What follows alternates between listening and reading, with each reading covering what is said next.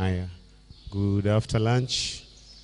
Tusimame, we freshen our nini, tuchangamke ourselves for the next session.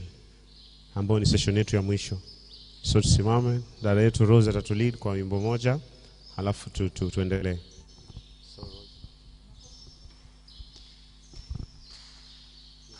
You are so faithful, so faithful, so faithful.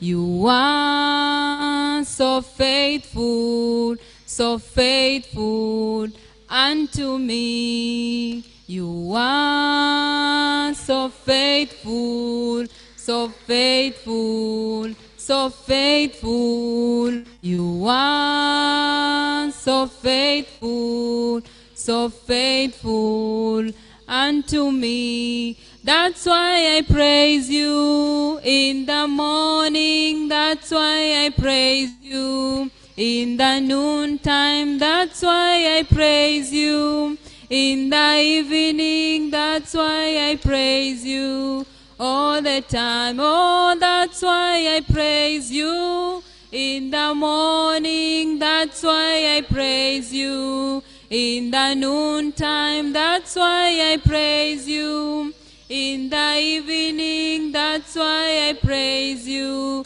all the time. That's why I praise you in the morning. That's why I praise you in the noontime. That's why I praise you in the evening. That's why I praise you all the time. What do I pick him?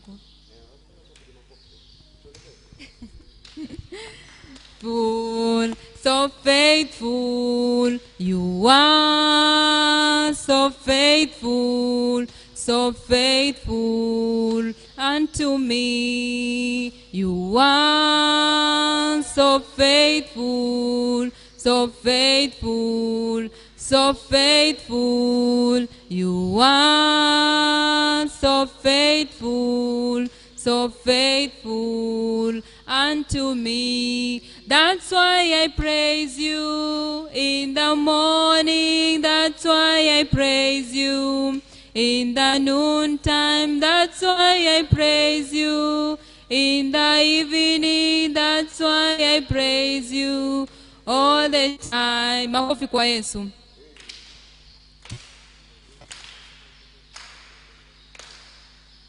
Odongo, ongeza sauti kwa mic.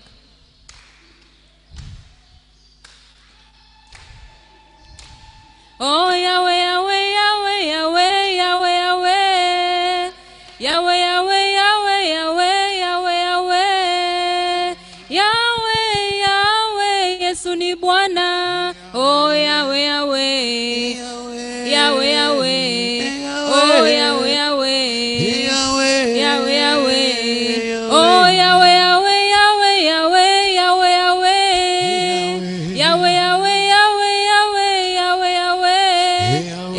Yahweh.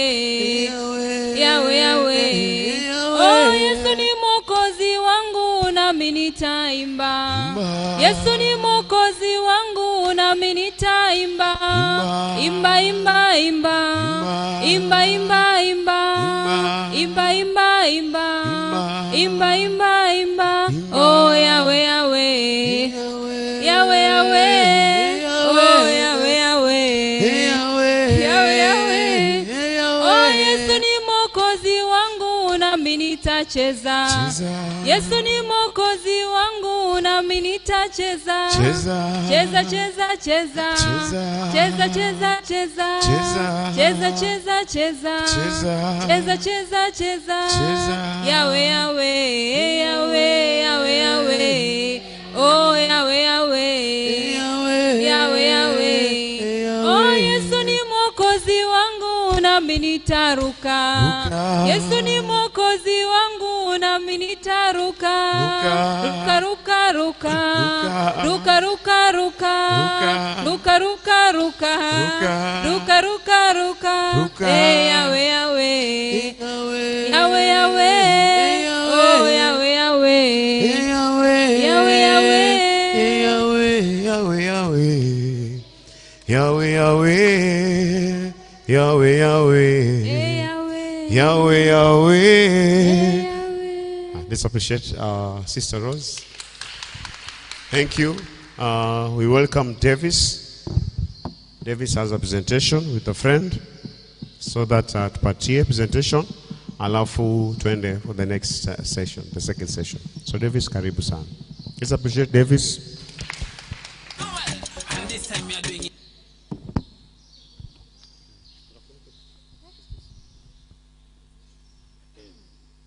Praise God. Praise God once more. My name is Davis Kamau and I have a song to dance. And this time we are doing it with the dance inspector. Tiger, by the name Jabide. Dancing meshika mashinani. Kila choche kila mtaani. Dancing naleta burudani. Dancing meshika mashinani. Kila choche kila mtaani. Dancing naleta burudani. Odi in the street, odi in the church. Come slow, take your time, you know I feel rush. Hell kuna ban, heaven kuna bash. Check it vile wanna dance, odi dance. Power, simple dance you can manage. How we catch any dance college. Get in, step in with courage. Now changamke like you just take a hot porridge. Energy that all this bring is big and you know. DJ play gospel music more and money me opoka. Whatever me say no and no. No, no and no. Odi, dancing meshika mashinani. Kila choche kila mtaani. Dancing naleta burudani. Dancing meshika mashinani. Kila choche kila mtaani. Dancing naleta burudani. Yani ordinary, ule boy wa kawaida mtaani. Analeta dance inashika hadi mashinani. Goda na muse bila kujua ye ni nani ama nini. Daudi alikuwa odi, I guess that's why jina ni Daudi. He was an ordinary shepherd, God bila kama ordinary dancer. Ronaldo numenifanya dance ambassador, itakuwa favor odi ikishika Jamaica. Dance ambassador, itakuwa favor odi ikishika Jamaica. Dancing meshika mashinani. Kila choche kila mtaani. Dancing naleta burudani. Dancing meshika mashinani. Kila choche kila mtaani. Dancing naleta burudani. Don't scratch, wase cheki chini nimedunga don't touch. Ati don't touch, Na kofia imekata upepo. Haiwezi tunda tuna maintain hiyo tempo. cheki juu nimedunga bomba. Ile safi nilipaches kikomba. Look fit ya kuenda kesha kuomba. Niko in Christ. Nilishachorea bomba. Itabidi ume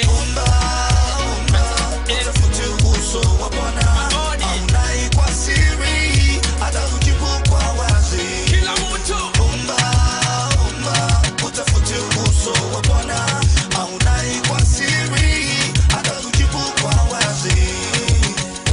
dancing meshika mashinani. Kila choche kila mtaani. Dancing naleta burudani. Dancing meshika mashinani. Kila choche kila mtaani. Dancing naleta burudani. kila mtu nipe. Everybody let's go. Kila mtu twende. Come on, come on.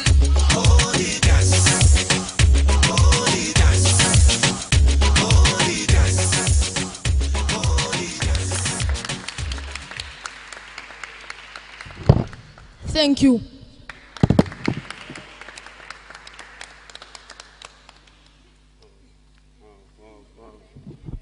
Hiyo makofi haitoshi kwa Davis. Let's appreciate Davis. Oh, that was good. I think tumepata breather. It was nice as we prepare ourselves for the second session. I'll welcome Margaret so that aweze kukaribisha the speaker. Hello. Tuko sawa? I think now we are re-energized and Bwana Isa, you can take over. Karibu. Jambo tena. Good afternoon.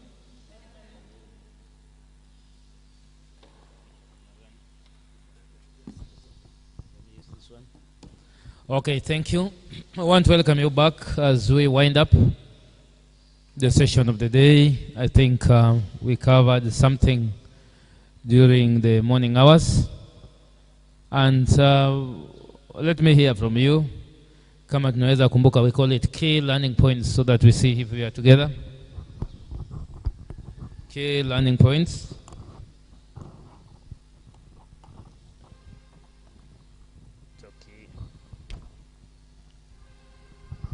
Key learning points. Those who are joining us this afternoon, do we have anybody who is joining us this afternoon? Tulikuwa sote, yeah? Okay, that's good. So key learning points. Anything you remember as a takeaway home during the morning session? Yes? Pardon? Money follows idea. Yes, it's an idea which starts money. It's not money which follow an idea. So it's idea, vice versa. Not money follow idea. Idea does not follow money. Good. That's wonderful. Any other person? Yes. Communication skills. Yes. One of the skills that you require to have is the communication skills.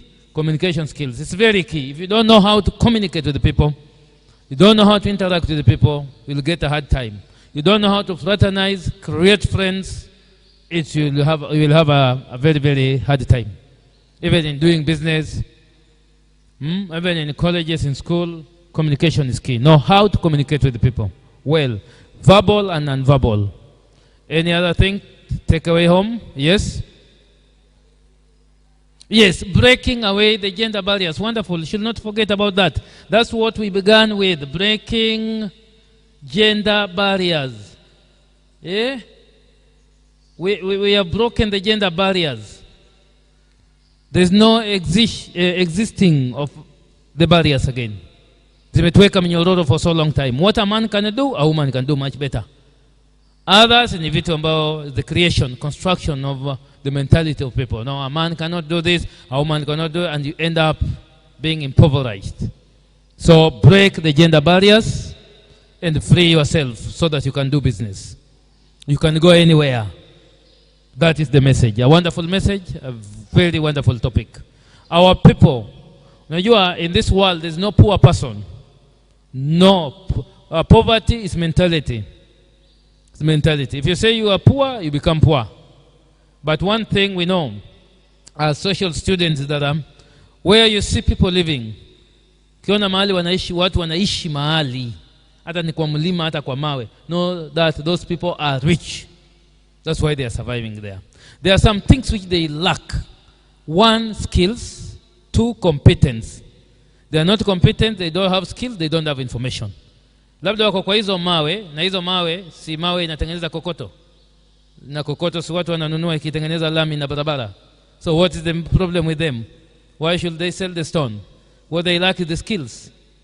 If you go to Taita, uko chini ni madini tupu. Anybody coming from Taita? Here? You go to Taita, Mwatate, madini. But now they lack skills and knowledge and information. Wanaishi na madini miaka nenda maskini. But huko kuna madini tofauti. Kwale, you go to Kwale, titanium imekuwa huko miaka yote, si ndio? Same time memorial wameishi na titanium. The Canadian company came, conquered, ikachimba madini. It gets billions and billions of shillings. Madini inatengeneza kazi yake ni nyingi sana. From pesticide to chemicals ambazo zinatumika kwa industry na nini na mambo mengi sana ambayo titanium inatengeneza. But it is in Kwale. But when you go to Kwale, you see people infested with the jiggers. So you wonder what's not happening. What is not happening? It's the knowledge, skills, and competence. That's what people lack. But mali watu wameishi, everybody is rich. Is assumed rich. Yani wewe ni tajiri. And wemeleta maskini ni hizi mambo. The gender barriers, mtoto wa kike haifai aende shule. Akienda shule ataolewa tu, ataenda na degree, so hakuna haja ya kumfundisha. And that's the mentality. Here in Coast Region, you go to Ganze. Yeah, go to Ganze and the Kilifi County. In Kilifi County, during this time of COVID-19, 2020, we had early pregnancy. I mean, you can call it unwanted pregnancy or early pregnancy, whatever. 4,000 za watoto wa primary na secondary. 4,000 kipindi cha mwaka moja. Hao ni watoto wangapi wakizaliwa? Watakuwa watoto 4,000. Kama ni mapacha wote ni 8,000. So wanaweza zaliwa mapacha. Yes. Na watoto ambao hawajui baba zao, hawataona baba zao. Information is power. Information is key.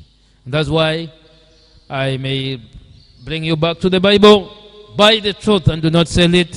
Also wisdom, discipline, and understanding. Get those instructions. God, get the information. You'll break the gender barriers. Any other person? Something you're taking home during the morning hours? Yes? Yeah, pardon? Bado sijampata vizuri. Yes, entrepreneur. Be an entrepreneur. Don't be a business person. Business person does not add any value. Yeah, anaangalia what we call hand to mouth. Apate ya kule. And that's why unaona ule mama na kibanda ako hapo miaka yote. Mbona atakupatia historia vile alikuwa hapa, how Bamburi was. Unaona. Anaanza hii Bamburi hata gorofa haikukua. Kwanza hapa ilikuwa ni marsh. Marsh. And this land hakuna watu walikuwa wanaitaka. Hiyo ndio story atakupatia. And she's still there. She's not an entrepreneur. She's a business person. So we have a lot of business people and money does not follow them. Money does never follow them. Wako tu wanauza mandazi, wanauza mboga. We don't want you to be there. An entrepreneur is somebody who doesn't even look at a big place to operate a business. Anapata mahali padogo. Have you seen somebody akona kitu kama hii? Kakios kadogo, town center. Kadogo tu. Lakini ukiangalia akona Equity, akona KCB agent, akona cooperative agent, anachezea karibu 2 million hapo katika float and you don't know. M-Pesa ukienda float 40,000 amekuingezea, amekutolea, amekuingezea and you don't know. You don't know. Mahali ni padogo, but you need the whole, the entire whole of the church. So you want to operate the business. Uanzishe hoteli yako. That mentality. An entrepreneur is not a businessman in the sense, kama unataka kupika, you have these skills and you want to do catering, you can do an outside catering. Unaweza hata pika nyumbani kwako, but you start supplying the food. Kama mwingine anangoja mpaka jioni kungojea wateja ambao hatakuja, wewe wateja wako ushapelekea. Pilau. You know you only need around 30 plates of pilau per day and the 30 customers are there. Umemalizana. Tena unakuja saa 8 kama huko. Unangoja kesho. But wewe yuko tu hapo umetegea. Umechemsha matumbo mpaka ukaongeza maji, ukaongeza ikakosa ladha. Ukienda hapo matumbo ina taste ni kama sasa ni haingii. Maana maji. Nyama pia maji. Supu inaisha unaongeza. Supu inaisha inaongeza. Ukula nyama inakuwa tasteless. Unashindwa ni Big G ama ni nyama. Sheda sasa. That's a business person. But an entrepreneur person does something in a way cost effective, time effective also. It doesn't cost him a lot of time. Daka kidogo tu and he has made money. I'll give you a good example. Kuna watu hapa wanaenda Kongowea. Na anakuenda saa 11 mapema anarauka, anasema anaenda Kongowea. Na hana bidhaa, hana kibanda, hana lolote, na hana chochote Kongowea. Na ana pesa hapa. So when he goes there, lori imetangulia kuja ya kabeji, ananunua hiyo kabeji yote na lori. Kwambia shika pesa yako enda pumzika huko. Sasa yeye amebaki na hapa. So you know nani wanakuja kununua kabeji? Ni hao watu sasa wa kuuza. So anauzia na ile bei. Faida yake anaona hapo. Akitoka saa 1:30, yeye asha realize faida yake. Ametoa karibu 50,000 amelipia hiyo lori. Akimaliza ameuza 70,000. Ametoka na 20 juu. Ameenda nyumbani. Wewe bado unangangana na mzigo wako na tukutuku iende kusijui wapi, ipeleke wapi. Yeye anangoja kesho yeye. Ngoja kesho. Nyanya akikuja ameshika yote. An entrepreneur. He knows the market niche. He knows where to strike and he makes money. That is the world to go. If a business does not bring money, leave that business kando. Iweke kando. Iweke kando kabisa. So that's an entrepreneur for you. That's an entrepreneur for you. Can venture, can go anywhere. Dubai ni hapa tu. Anapanda, Dubai. There is one, I trained him on entrepreneurship. Nikwambia hizi nguo hakuna haja uweke kibanda, utaumia. Go to Dubai, sina hiyo pesa. We'll give you money with the government. Take. Dubai hapa si mbali, karibu. 35,000. Ukienda umerudi. But ukienda pale nunua nguo ni kama unaenda vaa. Si ile nguo unaenda kuuza. Unanunua alafu unazibomoa na ni mpya. Bomoa unaweka kwa suitcase 3. Nguo mpya. Ukirudi huko unaanza kujitengeneza tena. Zirudi zile. Nguo kule ni cheap. Umenunua ya 200, umekuja umeuza huku kwa shati kama si yangu hiyo, nitoe nayo mfano. Shati kama mwingine umenunua hivyo unauza 2,000. So you have 1,800. Ukileta shati kama 50, 100,000 imeingia. Na nguo zingine umebeba mali ya 200,000. Wewe ulitumia ngapi? 30 to go, 30 to come back. That's around, you've used na kukaa pale siku moja, umeuse karibu 80,000. Flight umemake 120,000. Good money. And that's life for you. Na maisha inaendelea. Biashara ya pesa. Biashara ya kupata pesa. Entrepreneurship. We want to be entrepreneurs as young generation. Vijana lazima muwe wajasiri amali. Kiswahili chetu cha Tanzania. Wajasiri amali. Mjasiri, usikuwe mfanyi biashara. Kuwa mjasiri amali. Hapo ndio tunataka. Utakuwa uko sawa kabisa. Look at that young man. Alitengeneza kiti si kiti, kitanda si kitanda. Unakaa, unaweza lala, inaweza kuwa simuliona kwa internet, si ndio? That young man, he sold. Hoteli kamuita akaweka kwa neneo. Now alipatiwa tenda akapata 15 million Kenya shillings. So it's that idea ndio ili attract money. That idea. Na kama angetoa hiyo idea yake, you need money ndio uanze kutengeneza hiyo, who will believe you? Kana kwamba you are coming up with an idea. People have to see the idea. People have to see the idea. Ndio wakusaidie. We have the talents, we have everything. As I wind up, I'll show you how to get your talents. Because wengine hata waelewi talent yako unapata namna gani. Umeilalia, umuko nayo hapa, but you don't know where it is. Sema, oh, I'm not blessed. Oh, blessed. Oh, you have the talent, and I'll tell you how to get your talent as time goes on, as we wind up. So, any other takeaway home? Key learning points?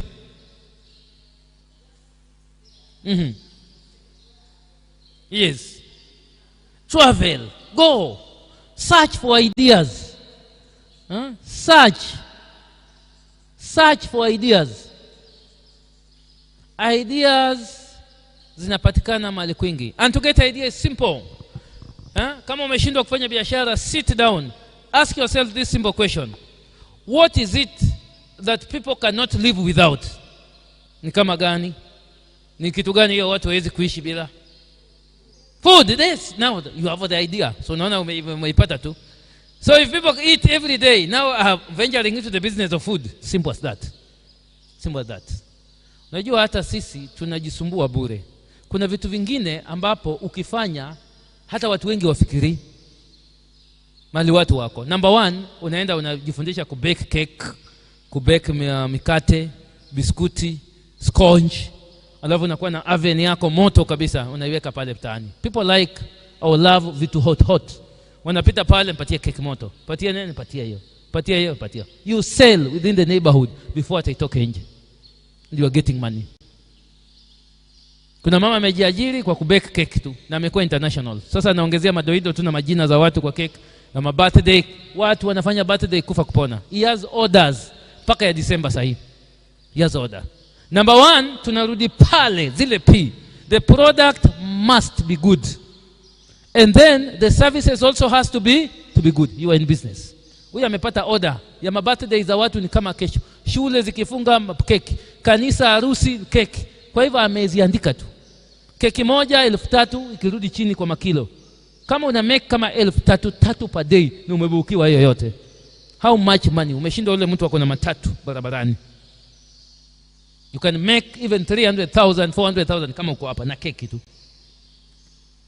Entrepreneurship.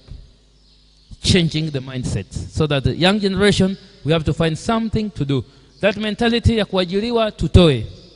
Tukue waajiri. Inakuwa ni sawa. As an entrepreneur. So any other pending? Because there are, as we move on, other things we talked about. So don't forget about number 1.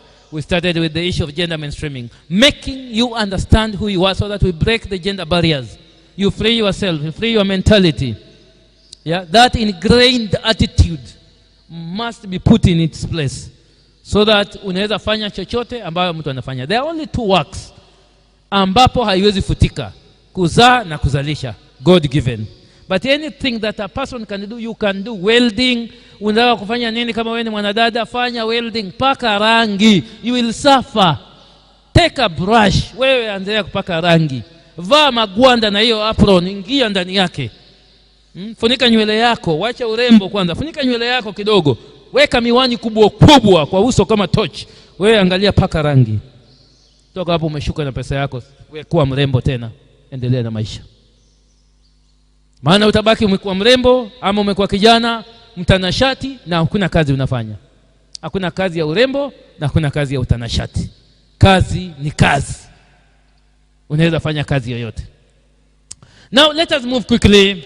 Now you have become a business person. Now you understand the finance, the sources of finance are there. From the government side, we have money. From Women Enterprise Fund to Youth Enterprise Development Fund. These are money. Money for business. Money. So we have WEF, Women Enterprise Development Fund. It gives loans. Then we have WEZO Fund. It gives loans also. Then we have Youth Enterprise Development Fund. It gives loans also. Then we have County Revolving Funds. It gives loans also. Then we have NGAF, National Government Affirmative Action. It gives grants. So money is there. Only you have to be in a group or individual company. You come, seek our office, and then we give you that particular amount of money. But now, do you have the idea? Hiyo ndio swali kubwa ambayo tunauliza. Once you have the idea and now you have the money, now you'll be free from the challenges ambayo tumekuwa. That's the only way a young person can serve God. You can never serve God. You cannot even come to church if you are mentally ill. Huwezi kuja kanisani kama kichwa imejaa na stress. Stress ya kazi. Balance. And there are only two things in this world that one has to balance. Listen carefully. One, guard what we call your physical integrity. Guard what we call your physical integrity. Number two, guard what we call your moral integrity. If you guard these two things, you are good to move. You are good to survive anywhere in this planet Earth. Hii mambo mawili. Physical integrity. Always guard it. Your body, the way it is. The way God has created you. Never spoil your body. Hii ja kuingia. Naingia pole pole hii. Usiende kutishia watu, boss wangu. Kana kwamba wewe ndio mwenye nguvu upigane na watu. Utatoka huko meno imeenda umebaki kibogoyo. Sasa ukikuwa kibogoyo uwezi sasa kufanya mambo vizuri. Kukula imekushinda, nini imekushinda? Guard your physical integrity, God given. Haija kuingia mzuri. God has created you in a unique way, and that's how God wants you to be at the end of the day. No changes in your body. Why? Because God himself has secured you. Kama hujajua, there is a secret. God has secured you already. Hautabadilika. So anything to do with the evolution theory, null and void. So creation theory stands. You are wonderfully made, and fearfully does what? Made, according to the book of Psalms. Imezungumuza vizuri. So inamaanisha hakuna vile utageuka. Even if you eat a chicken meat, you'll never become a chicken. Tunakula nyama ya ng'ombe. We never speak the language of cows. Sindio? We eat vegetable. Hatujai kuwa matawi. Because God has secured our physical integrity. So continue securing your physical integrity up to the date. If you interfere with your body, you will have what we call the low esteem. Na utakuwa umeisha namna hivyo. There's nothing you'll do. Na hapo sasa you will challenge yourself mentally. Hiyo mikorogo nimeangalia, usininio, wengine wanaenda zaidi, wanaingia kwa vitu, mkono imekatika, umefanya vitu extreme, There's nothing like temperance, yani ile kuweka kiasi. Kama ni pikipiki unaendesha, you never care about your body. Unaenda ni kama wewe ndio unaenda binguni na pikipiki. Kidogo pop, toka huko mguu imevunjika, and now umekuwa ni kiwete. Over suddenly life becomes difficult in the name of accident ambayo sio ile ambayo imekuja yenyewe, umeikosa wewe mwenyewe. That's what we are talking about, guarding the physical integrity. Bado haijakuingia vizuri. You have engaged yourself in premarital sex because of ignorance. Umepata virusi vya ukimwi. Now it's eating you. It has changed your mentality, how to survive, how to live, how to do things. Guard your physical integrity if you want to enjoy the few years that the Lord has given you in this planet Earth. Guard it. Fanya vitu kiolela, inakuletea shida in the physical integrity. You are pregnant, you don't know issues to do with the life skills, making decision and whatever. Somebody amekupatia peer pressure, toa. Naenda unatoa. I'm a consultant also in hospitals. Najua vile wanatoa. There's what we call a faucet. Kitu tu, hakuna dawa inawekwa. Ni kuchukua tu kaka, kushika kichwa na inatolewa namna hivyo. Kwani unafikia nini inawekwa? Inatolewa kiunyama hivyo tu. And now I want to bring it to your attention kana kwamba wakati inatolewa namna hivyo, hiyo kitu itakuwa imeshika nini ndani ya tumbo yako? It can damage the uterus, it can damage the organs yoyote kwa mwili. Mtoto atatoka, tumbo yako itarudi kwa sawa, you may continue bleeding and you may die. Guard your physical integrity. You die. If you do not die, you have damaged your womb. Unabaki hapa sasa ushatoa bila watu kujua kama miezi 3. Umekuja kanisani kaimba vizuri. Haya sasa unataka kuolewa sasa. Naenda harusi. Unatembea tu.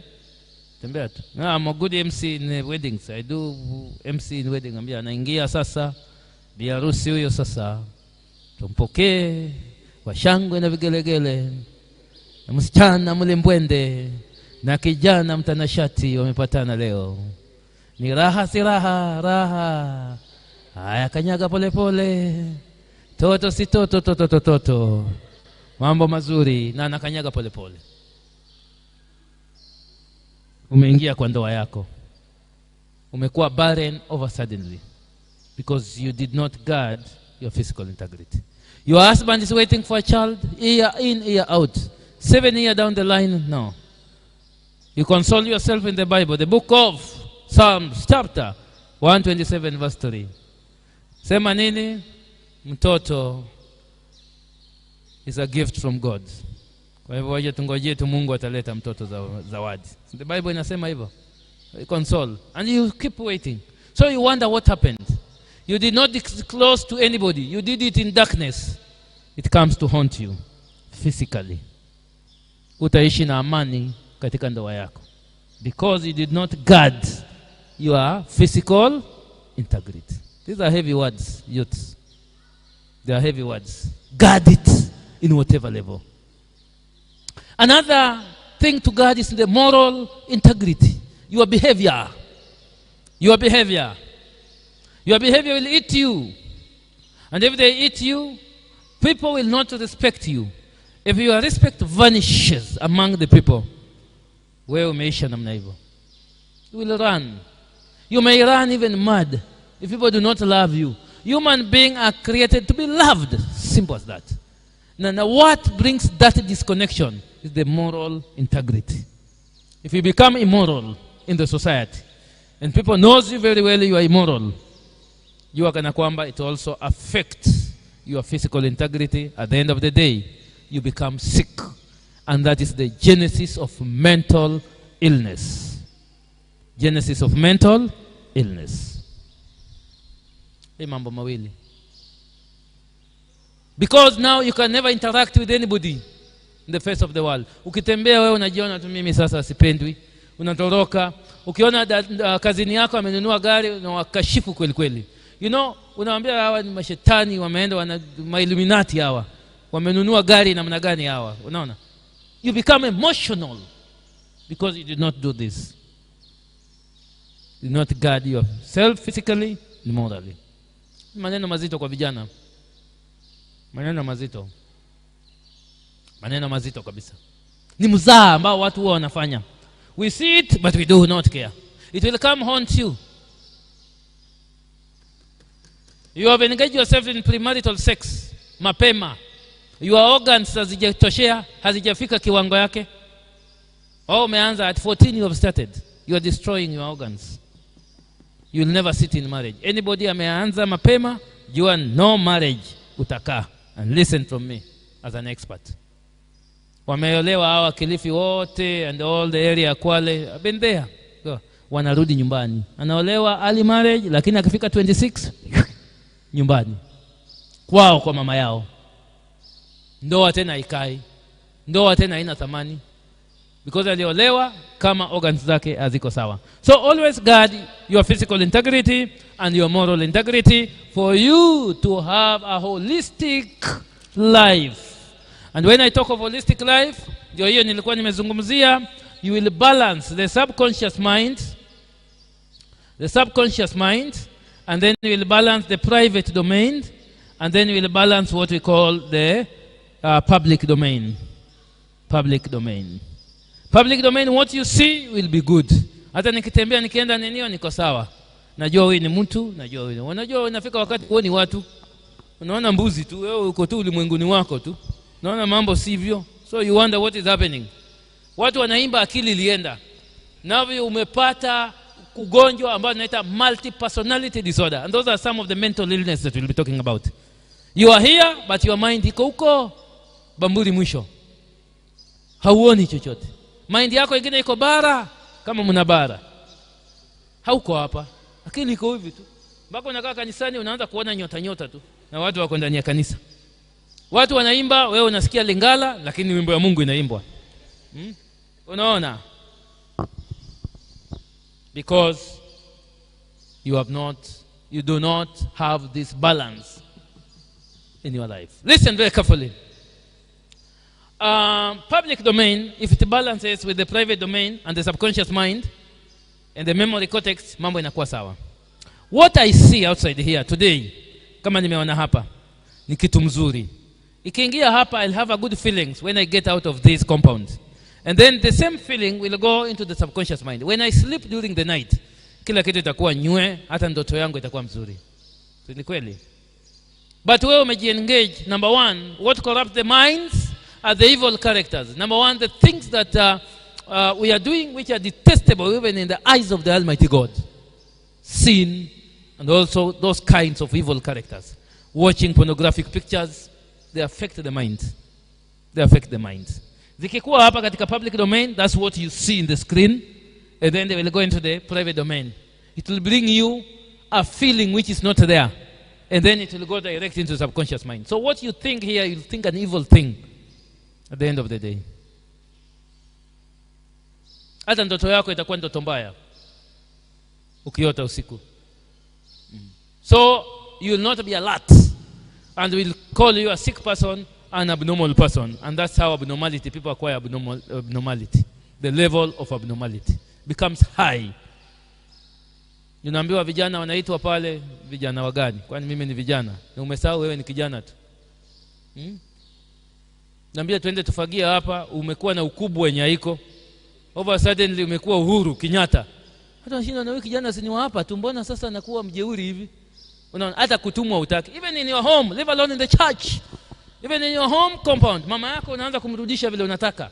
There's something wrong with you. Paka mama anasema kwani nyinyi mwezi pika mpaka mimi ndio nipike. Yaani matamshi yako imeanza kugeuka over suddenly. Something wrong. No balance when you come here. You need a thorough counseling. Listen. If somebody is raped today, leave alone even rape case. Let me take a defilement case. If a child is defiled, say 12 year is defiled. That's what we call the public domain. Imemguza akiwa nje. It will go into the feeling of that child. Kwa hiyo mtoto asiposema, it will go direct to the subconscious mind. When it enters the subconscious mind, itakaa na itulie. Na huyo mtoto ataendelea na shughuli zake kama kawaida. Over suddenly, it will be haunting that child. Ikitoka the memory cortex, ikirudi chima. Wakati kijana anaona chochote ambayo inakaa kama ile kitu ilimtukia, ilimfanyikania, it comes to haunt her even in the school compound. Na anaanza kuchukia wanaume. Then inafika wakati akifika 16 years anakataa wanaume, ama anasema wacha niishi vile nataka. So when you see young ladies engaging themselves in prostitution, go ask them what happened. We have cases wengine walirepiwa na hakufanyiwa counseling, akasema mimi wacha niishi vile nilive. And you will never tell them say anything because it's in the subconscious mind. Kakijana kadogo kamekuwa hapa and something happened. Kuna watu wabaya, they have sodomized ama molested that young boy. Boys never speak according to the community. Community imefanya wavulana huwa kuongea kitu The community is entrenched doesn't give space to children to speak out freely. Hata kale kijana kansema nitasema namna gani? Kana kwamba ule watchman alinifanyia kitu. Anakufa anakaa nayo kwa roho.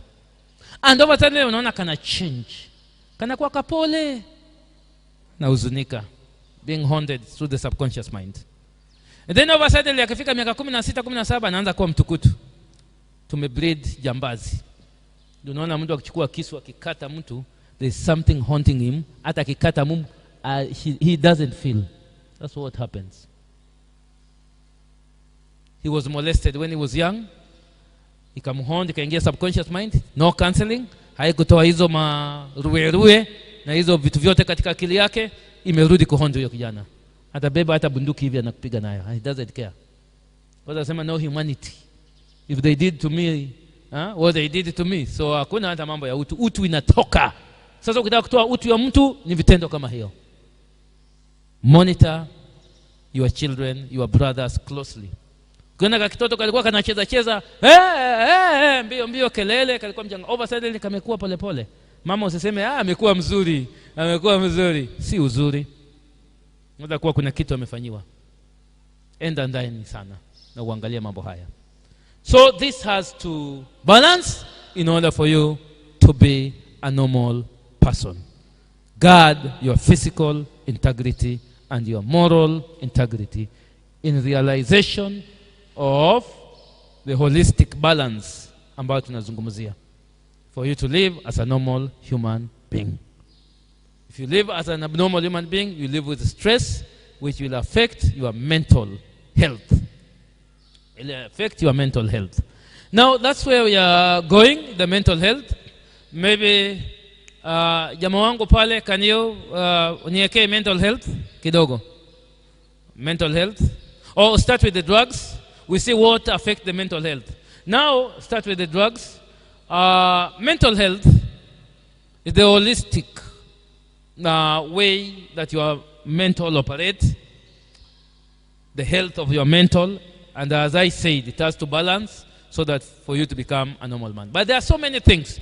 Ukishakuwa hivi, you don't have life skills, then automatically one thing that you will succumb to or you enter is drugs and substance abuse.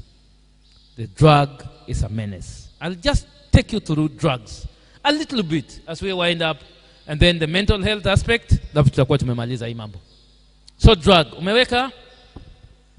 Ameweka. Najua nyinyi mnaona screen so that we see the deadly monster. Are we seeing all the deadly monster?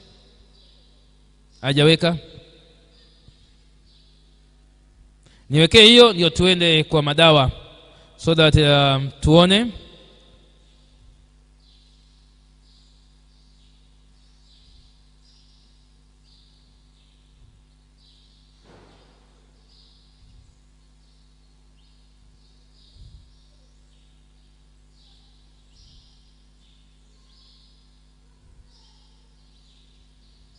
Ameweka ba, tunamsubiri aweke the deadly monster. Drugs is one of the challenges is eating the young generation. It's a deadly monster. Nimeipatia jina deadly monster. Why? At the end of the day, you will understand how young generation have succumbed have actually entered into drugs, na drugs inawakula vibaya sana sana sana. Umeiweka drugs? Imewekwa?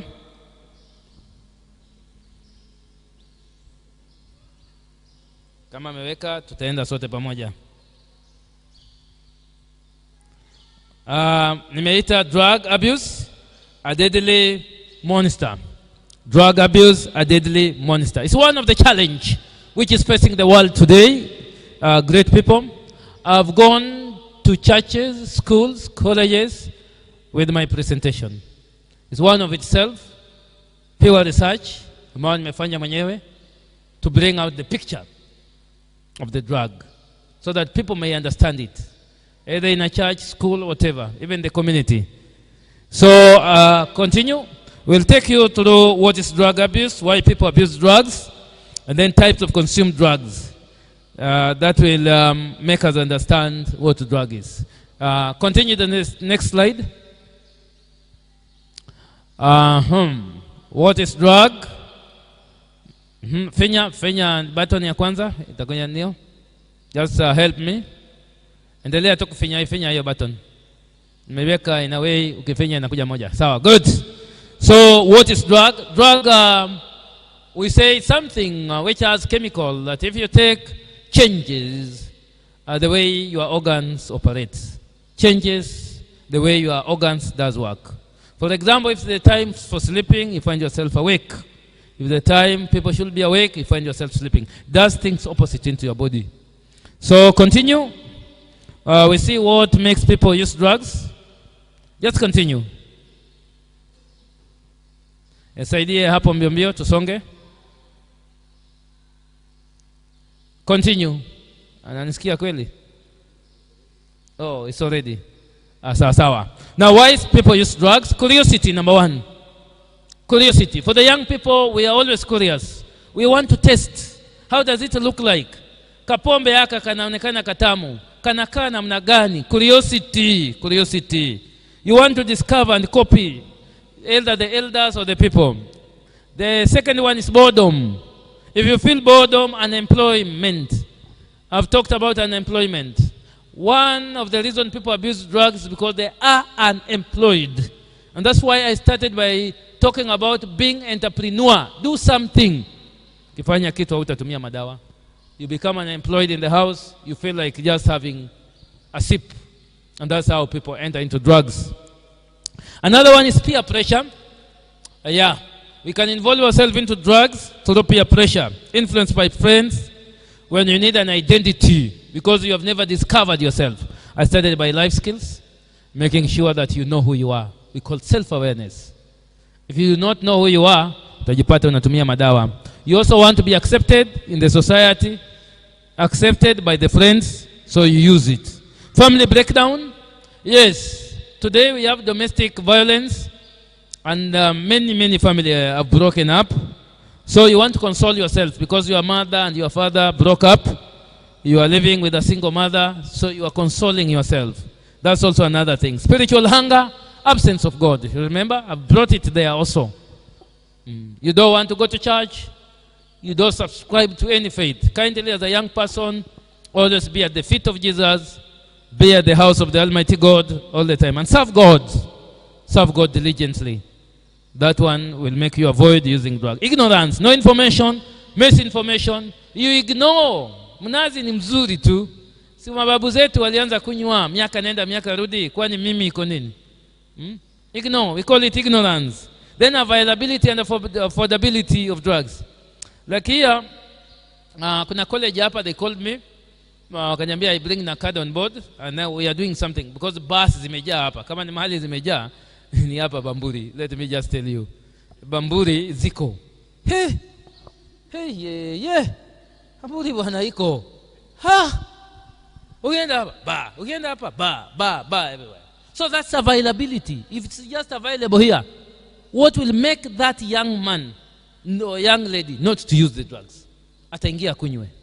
Na atakunywa. Culture, environmental factors, mnazi inauzwa, upbringing affects a person, area of upbringing is very important. What kind of environment do you live also play a role. Greed for wealth. People want to make money, so they start selling drugs. They want to make money quickly. Inferiority complex, fear, loneliness, seeking courage. Some want to seek courage because they are lonely. Kamewachwa jana. Waje niende nipige mbili ni seek courage ndio nimwandikie SMS. Mwandikie SMS. Inakuwa hata SMS unaenda ndio una rant pale kabisa. Unaandika mrefu kabisa. Ilikuwa ikaenda uliniacha lakini wacha tu. Mungu yuko. Na kuombea mahali uende ukue vizuri. Sasa ni maombi. Unabembeleza bado. Ulikuwa sasa umtishie lakini sasa unabembeleza. Lakini ukiona kwa roho yako bado iko mzuri, mimi niko tu, sitaenda popote. Kuja tu. Enhance performance. In sports music, they use it because they want to run faster. They want to get a lot of energy so that they do something that accomplish a mission within a no time. Escape from problem. Majority of young people, they use it because they want to escape from problems. Problem are reality. And the only thing which will help you solve your problem are the skills that I've already given you. You have those skills, kama unanisikia wewe uta-solve problems zako. Even in college. Those who are joining university in on the month of September, wazazi wao waleta kwangu. What? And they know where I am. So wakawaleta so that I speak to them. Because you are new, you are from Mombasa, una join KU. You are new from Mombasa, you are joining St. Paul's University. You are joining University of Nairobi. Wewe ni mgeni. Utaenda huko upatane na wengine wajanja. Wa Nairobi, watakupoteza. Utatoka huko kama utasoma vizuri. Mama yako ametoa school fee lakini wewe umeenda happy. Maana sijui umeenda wapi. Mara gari ya wavulana wadogodogo wenye mwili tinginya ushaingia huko Zubaru ndi umeenda sijui mpira kuona. You see? You have lost the focus. So you have to talk to them full day. So at the end of the day when they go to college, they remember the same words. Words are powerful. Information is powerful. Unakaa unakumbuka. And then other used to create pleasure like cocaine. And also rebel. Others wanatumia kwa rebel. Now types of drugs, I'll just talk about 2 or 3 because of time. One is tobacco. Continue. One is tobacco. Tobacco makes a lot of items. I mean, bidhaa zao ni kama cigarette, cigar, and so forth. So you see the tobacco is there. But one thing that you never know, you never understand, is that tobacco leaf, hamjajua kazi yake. Tobacco leaf ina kazi nyingi, si kutengeneza sigara. Tobacco leaf makes a lot of products. Product number 1 that comes from a tobacco leaf is a medicine we call formalin. Formalin ni dawa ya kuhifadhi maiti. Inatengenezwa kutoka kwa tobacco. If you don't know. Kwa hivyo ukiona maiti yamekaushwa, akaitwa maiti mzuri, jua amehifadhiwa na dawa ambayo imetoka kwa mmea wa tobacco. Unashangaa. Kama vile unashangaa, dawa nyingine ambayo inatoka kwa tobacco ni dawa ya DDT. Ukiona wadudu wananyunyiziwa na mtu amebeba dawa kwa mgongo kwa mboga, jua hiyo chemical imetoka katika tobacco leaf. Tobacco leaf linatengeneza dawa ya panya, rat na dawa ya membe, dawa ya mende, dawa ya panya, dawa ya panya, dawa ya mende inatoka kwa tobacco leaf.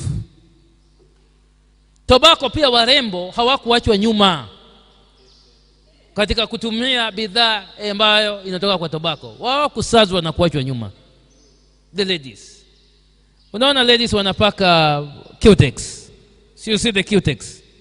Cutex unajua unapaka, hiyo ni urembo. Unaweza paka nyeupe wakati una raha, nyeusi wakati shida imeingia. Inalingana na wewe sasa. Unapaka kulingana na wewe. It depends with the moods. Red when you in love. Some mambo kama hiyo. So you can say vile mtu yuko. Ukiona tu amepaka nyeusi, there is a problem, either financial constraint or whatever. Sasa inakuwa ni shida tu. But cutex haiwezi tolewa na maji. Haiwezi. Ukiosha na maji haitoki. You cannot. Inatolewa na dawa moja inaitwa nail remover. Nail remover comes from tobacco leaf for information. Nail remover comes from tobacco leaf. Apart from nail remover, we have other like battery, ile maji ya battery ambayo inatumika kwa radio inatoka kwa tobacco leaf. Taa ya lami inatoka kwa tobacco leaf. So you see, tobacco inatengeneza bidhaa nyingi sana. It's a poison. It have more than 4,000 chemicals. And all are cancerous.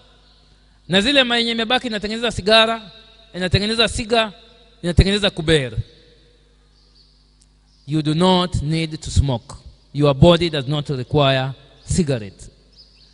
Tobacco has a dominant chemical we call nicotine. Hiyo ndio inafanya it lead into addiction. And all drugs start with testing. After testing, it becomes habituation, a habit. After habituation, you go to tolerance. The body inazoea. After tolerance, the body depends. After dependence, you enter into addiction. Ukifikia addiction, you are sick. Sikiliza maneno yangu. Heri mtu ambaye anaishi na virusi mara 200 kuliko yule mtu ambaye ako addicted to drugs. For those who are living with HIV, we can manage. We'll give you pill, counseling, social therapy, and then you can live. But drugs, tumeshindwa. Tunainua mkono juu. Because it means when you are addicted, your body imezoea dawa. You will never do anything kama hujatumia madawa. Hata kuoga. Naona mtu nataka nioge lakini sijapiga sigara. Ndio aingie bafu. Hawezi ingia bafu kama hajaoga. Angalia hata dereva wa gari. Ana nini? Ndio sasa ashike steering vizuri. Nini inamuongoza? Ni hiyo madawa. That's the effect of the drugs if you don't understand. In a nutshell, drugs interfere with the body chemical messenger that I talked about. Neurotransmitter and hormone. Neurotransmitter are electrolytes. Nikiweka mguu kwa moto, akili yangu haitaniambia rudisha kwa moto. Itaniambia fanya nini? Hata kama wewe hujaiambia. Si wewe unaiambia. Ukikanyaga mwiba hapa, wewe mwenyewe ndio umetoa tu, si ndio? Ni akili inakwambia hivyo. Those are communication. Tunaita neurotransmitter and there are so many. Communication. Another one is the hormones. Hormones, tofauti ya hormones and neurotransmitter. Hormones communicate through the bloodstream. Zinapita. Like in the issue of reproductive, now hormones does the work. Zinapita kwa mishipa. Now the drugs comes, number 2, what they do, inhibit or after inhibiting, they excite or inhibit. Either idabo, iambie your communication, fanya kazi sana. Sijui kama tunaelewana hapo sasa. Imeanza kuingia kazi yako? Fanya kazi sana. Bado haija kuingia. Na ileta in another form. I'm an expert in matter drugs. Saa hii joto iko, si ni kweli? Huwezi vaa sweta. Saa hii ukijaribu kuvaa sweta, utasikia wewe mwenyewe ndio unatoa. Unafikiria ni wewe unatoa? It's your brain. Imekuambia the heat is so much. Toa hiyo sweta. Or if it's a time of cold, inakwambia baridi iko, tafuta sweta va. But in regard to drugs, it may interfere with those communication. So wakati wa joto, unahisi baridi, unapata mtu na jacket kubwa. Amejifunga jacket kabisa. Na anavuta sigara. Maana sasa imeenda opposite. Inamuonyesha kuna baridi. Ama wakati wa mvua, unapata mtu na kifua wazi na baridi iko. Na anavuta sigara, maana yeye anahisi joto sana. Mpaka ako hivi. So he said that's things opposite, and that's how you destroy your body. Are we together? So that's how drugs operate. Tobacco, go down, a little bit down. Tobacco quickly, because of time, that's why I'm trying just to paraphrase. You see now, it has what we call nicotine, and it affects physical and psychological effects. It has dirty teeth, bad mouth, smell. It's addictive. And at the end of the day, lung cancer. And you can see there. Now you can see how it does to people. Unaona? Meno imeoza. That's how it is. And smoking your way to death. You will smoke. At the end of the day, you'll know. There's a child. Wachia hapo. There's a child who is addicted. Huyu ni kijana wa Indonesian. Baba yake alikuwa anavuta akimwekea akiwa 3 month old. Sasa yeye anavuta paketi 3 na ana miaka 5.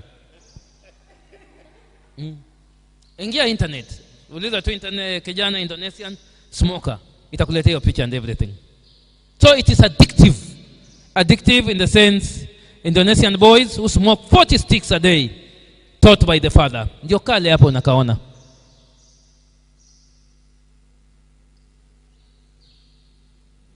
So we have the kuber.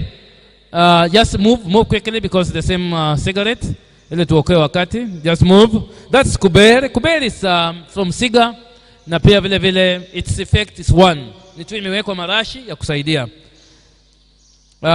Go straight, toke kwa tobacco na tuende paka. At the end of the day, down there, nilete hiyo diagram ya cancer indigestive tuone vile ina affect watu. Enda tu bado.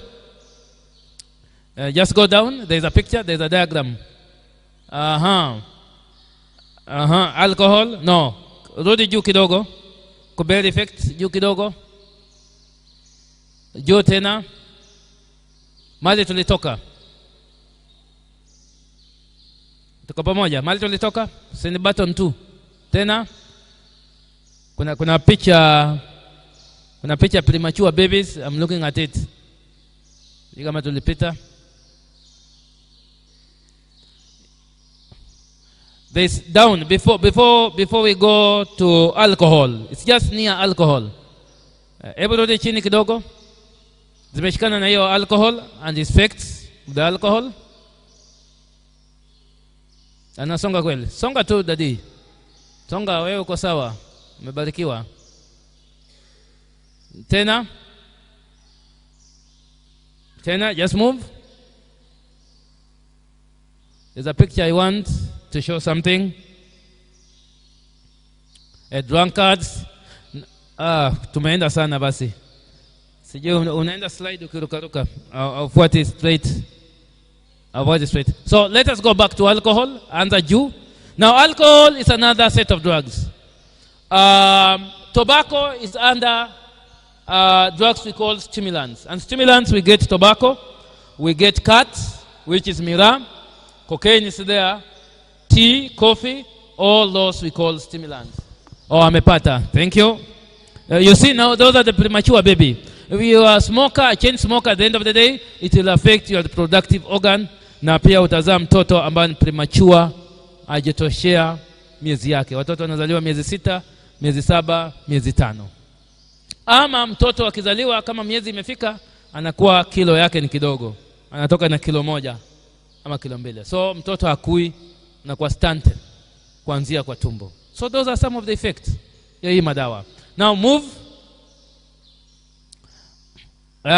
You can see, huyo ndio hiyo mtoto tunasema. And then move. Ndio hiyo. We go together. That's okay. Now alcohol. Alcohol is antidepressant. Pombe. Why pombe? Pombe is number 2 consumption. No, number 3 consumption. After water, tea, alafu pombe katika ulimwengu ndio 3 watu kukunywa. Hata imeshinda soda. So maji watu wanakunywa sana. Ya pili inafuatia ni nini? Chai. Ya 3 ni nini? Pombe. It has 2 chemicals. One we call ethanol and the second one methanol. Methanol ni mafuta ya ndege. Sikiliza kwa makini. Methanol mafuta ya ndege. When you take alcohol na umelewa, people will say you are high. That name was coiled because umetumia mafuta ya ndege.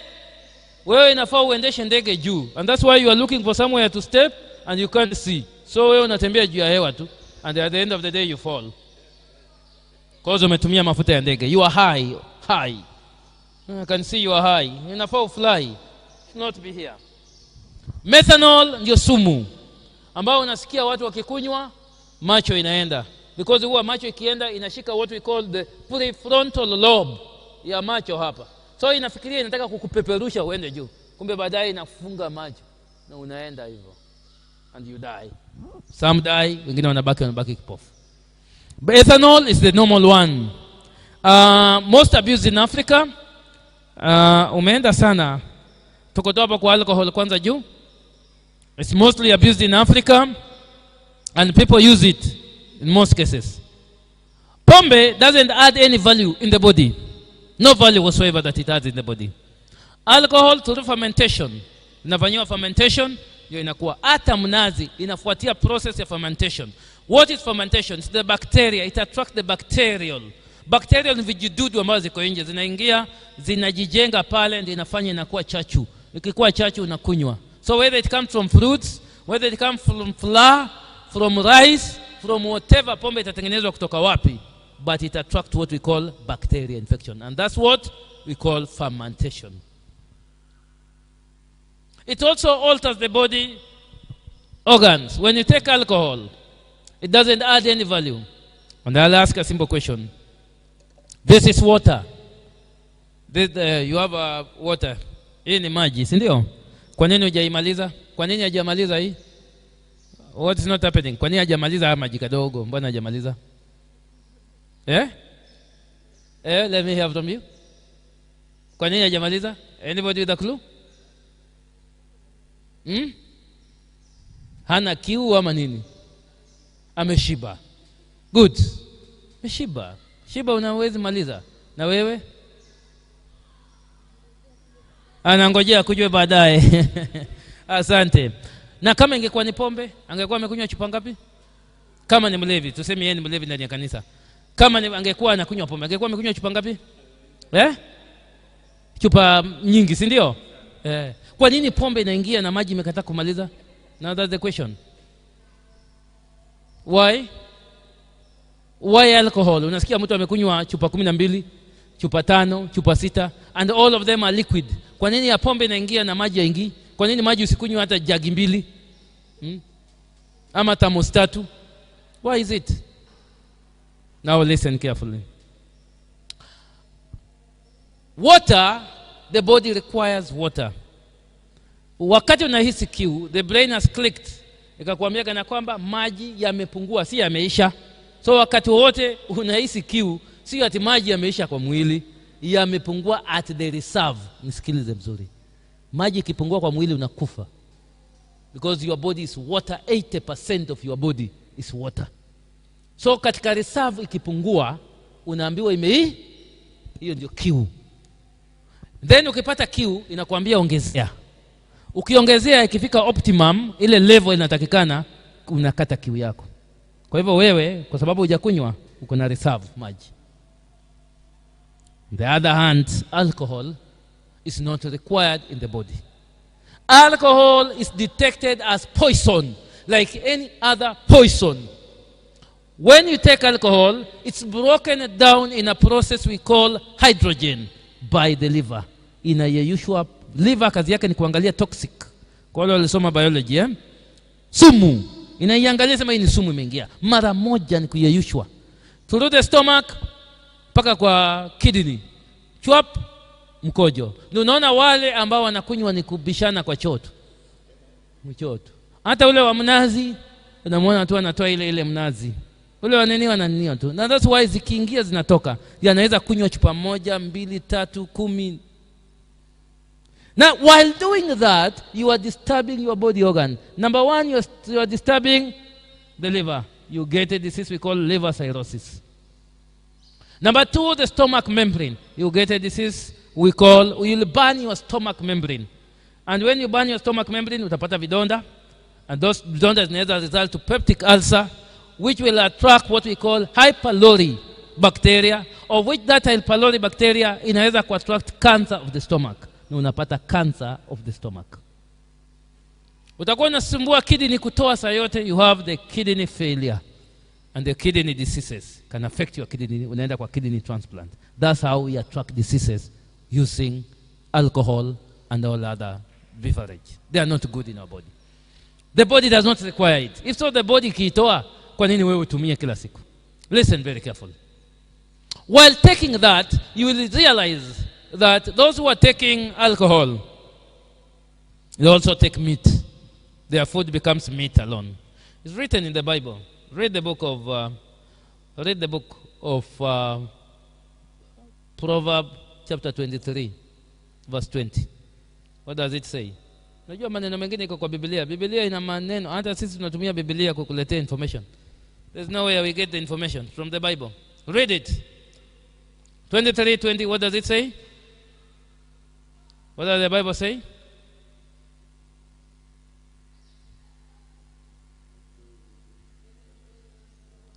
Ameweka.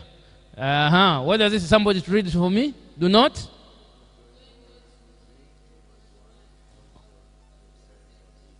on meat.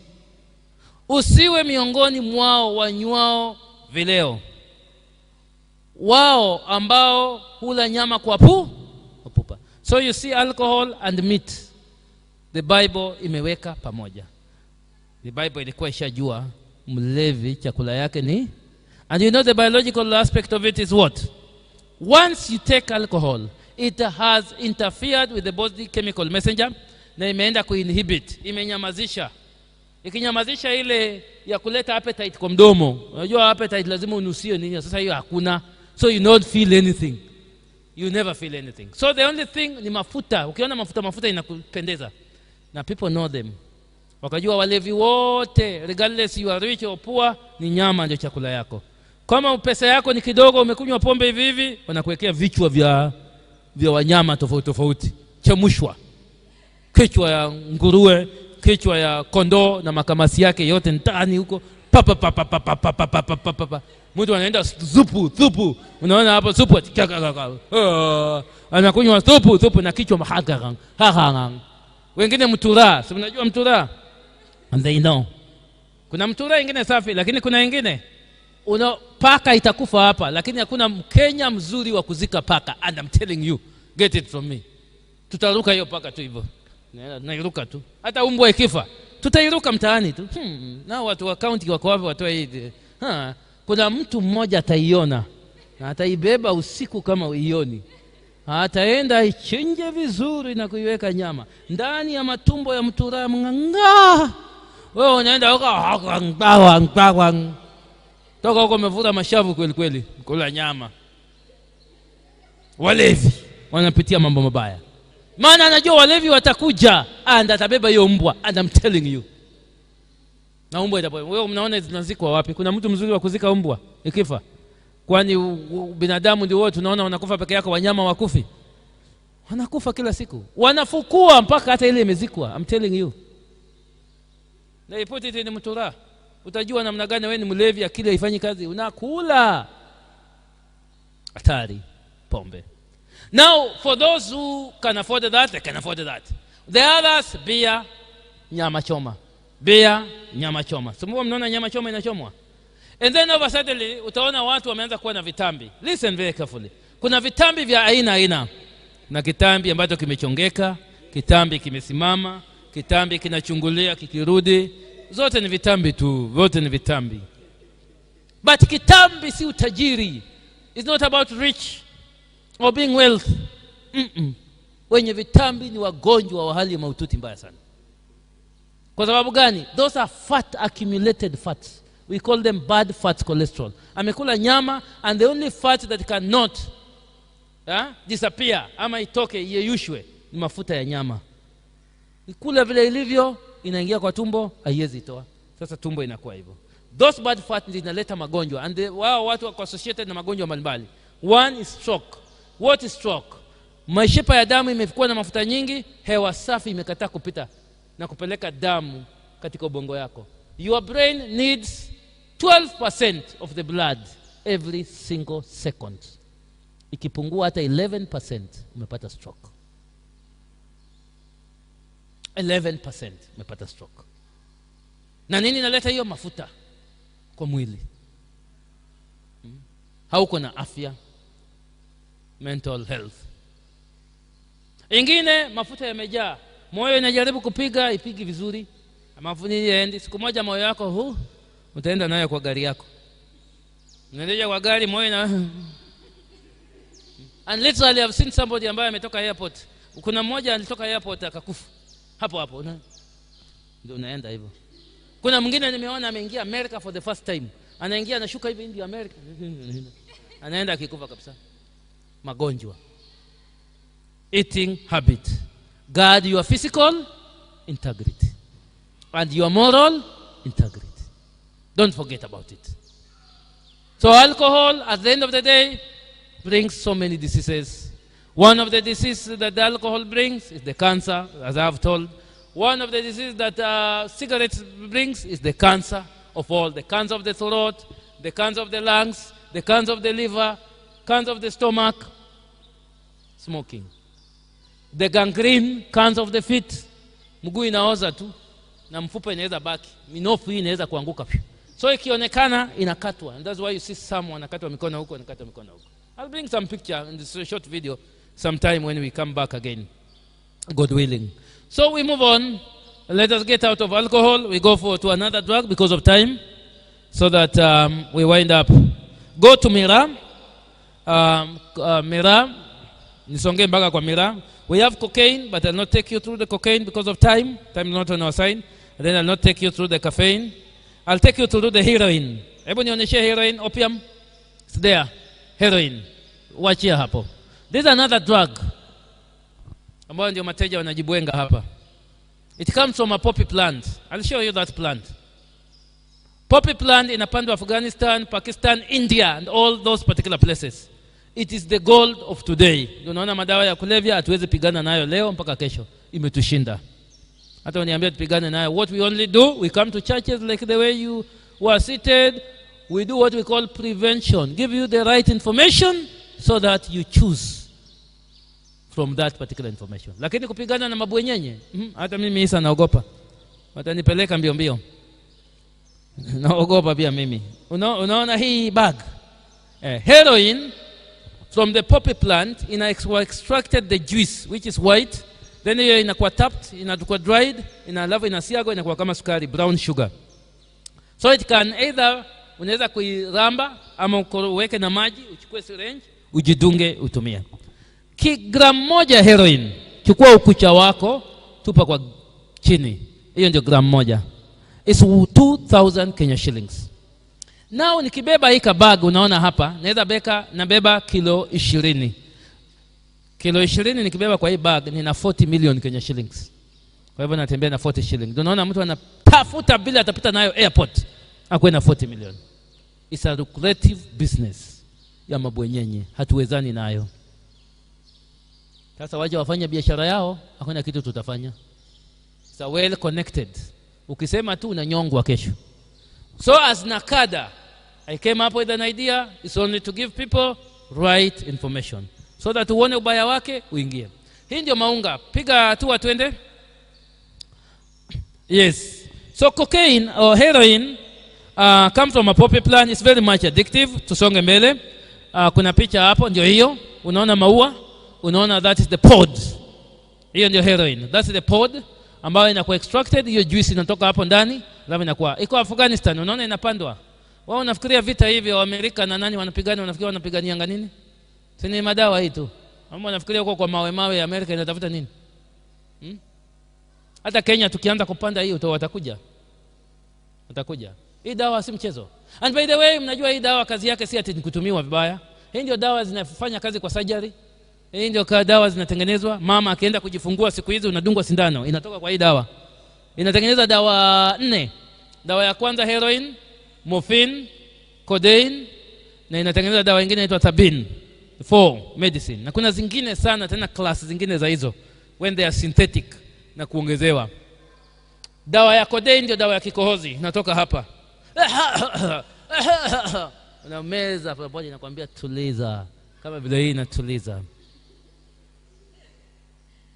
Umepigwa risasi hapa kwa mguu, unaambia tulia. Mwanajeshi anakuja na sindano, morphine hapo mali umeumia, unapata unatembea, hata uchungu hakuna tena, vita inaendelea. Ndio hiyo dawa. Now wewe uko kwa surgery unaitumia kila siku. Now what is the effect? Very addictive. Teja anafikia hii stage, anakuwa sasa tumemmaliza, huyo ni teja na ni teja kabisa. Anajibwenga na nikwisha. It does two things like bank. Inaenda sawa sawa vile bank inafanya kazi, ndio vile hiyo inafanya kazi. Bank has 60 medicine chemical ambayo inapatikana huko, and the one which is active, hii yenye iko active inaitwa alkaloid. Kwa bank yenye iko active inaitwa delta TH, delta 9 THC, delta 9 tetrahydrocannabinol. It's a long name like that. Ndio inapatikana pale katika bangi. But now zinafanya vitu similar, and that's what I want to wind up so that I connect with the mental health.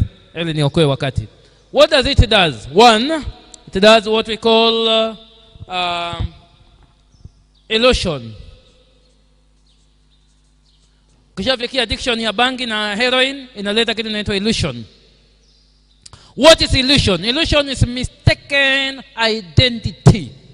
Hii dawa inakusaulisha wewe ni nani. Unasahau jina lako, unasahau wewe ni nani, unasahau hata nywele. Ukiona vitu, unaona vitu tofauti. Ukiona watu, unaona mbuzi. Ukiona kamba, umeona nyoka. Kuna watu wamefikia hiyo stage. Unaona they are isolated from. Ya pili, delusion. Delusion is mistaken perception.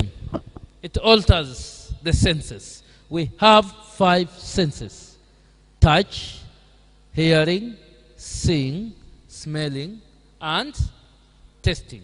But we have the 6th one. Na hiyo 6th one ukisoma master utaipata huko, ama uendee degree ya zaidi ya masuala ya psychology. It's called instinct. Wenye wako nayo ni wanadada peke yao, wanaume hawana. Mwanadada anaweza kaa na kama bwana wako hajarudi kwa nyumba, ukiklik tu kitu ni mbaya kwa barabara, ni ukweli. Kweli kamepigwa mahali. Ni ukweli kabisa. Ukiklik tu kana kwamba na huyu inaonekana ameingia kwa mtu mwingine, ni kweli. That's an instinct ambao wanadada wanayo. Instinct yao si mchezo. Instinct yao. Unajua mwanadada hata mgeni akiingia anaweza kusema huyu mgeni si mzuri, na ni kweli si mzuri, hivyo tu. Si hivyo tu. Instinct. So that's the senses ya nne, but I don't want to talk about it again. So delusion, what does it do? The 2 drugs, this is what it does to this young generation. It alters the perception. The senses start working in opposite direction.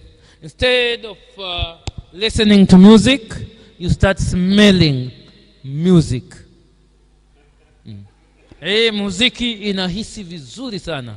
You see, vile tumekula wali, si ndio? Tumehisi harufu ya wali, si ndio? Sasa badala ya kuhisi muziki au kusikia muziki, unahisi harufu ya muziki.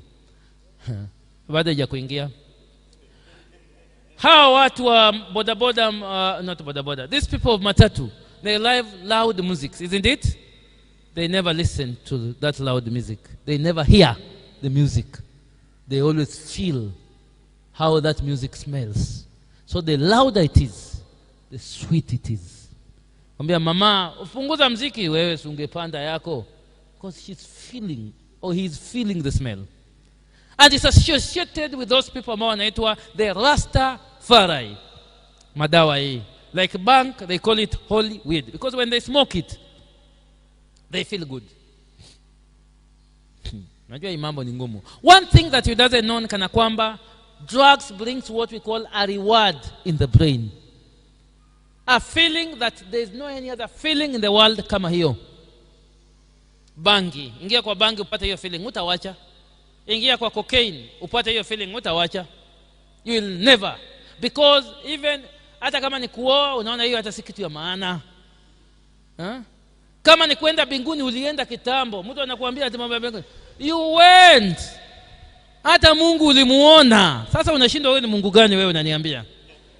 Kuna mwingine aliambiwa, kuna mchungaji mwingine alikuwa anahubiria wengine, akamwambia Bwana Yesu anakupenda.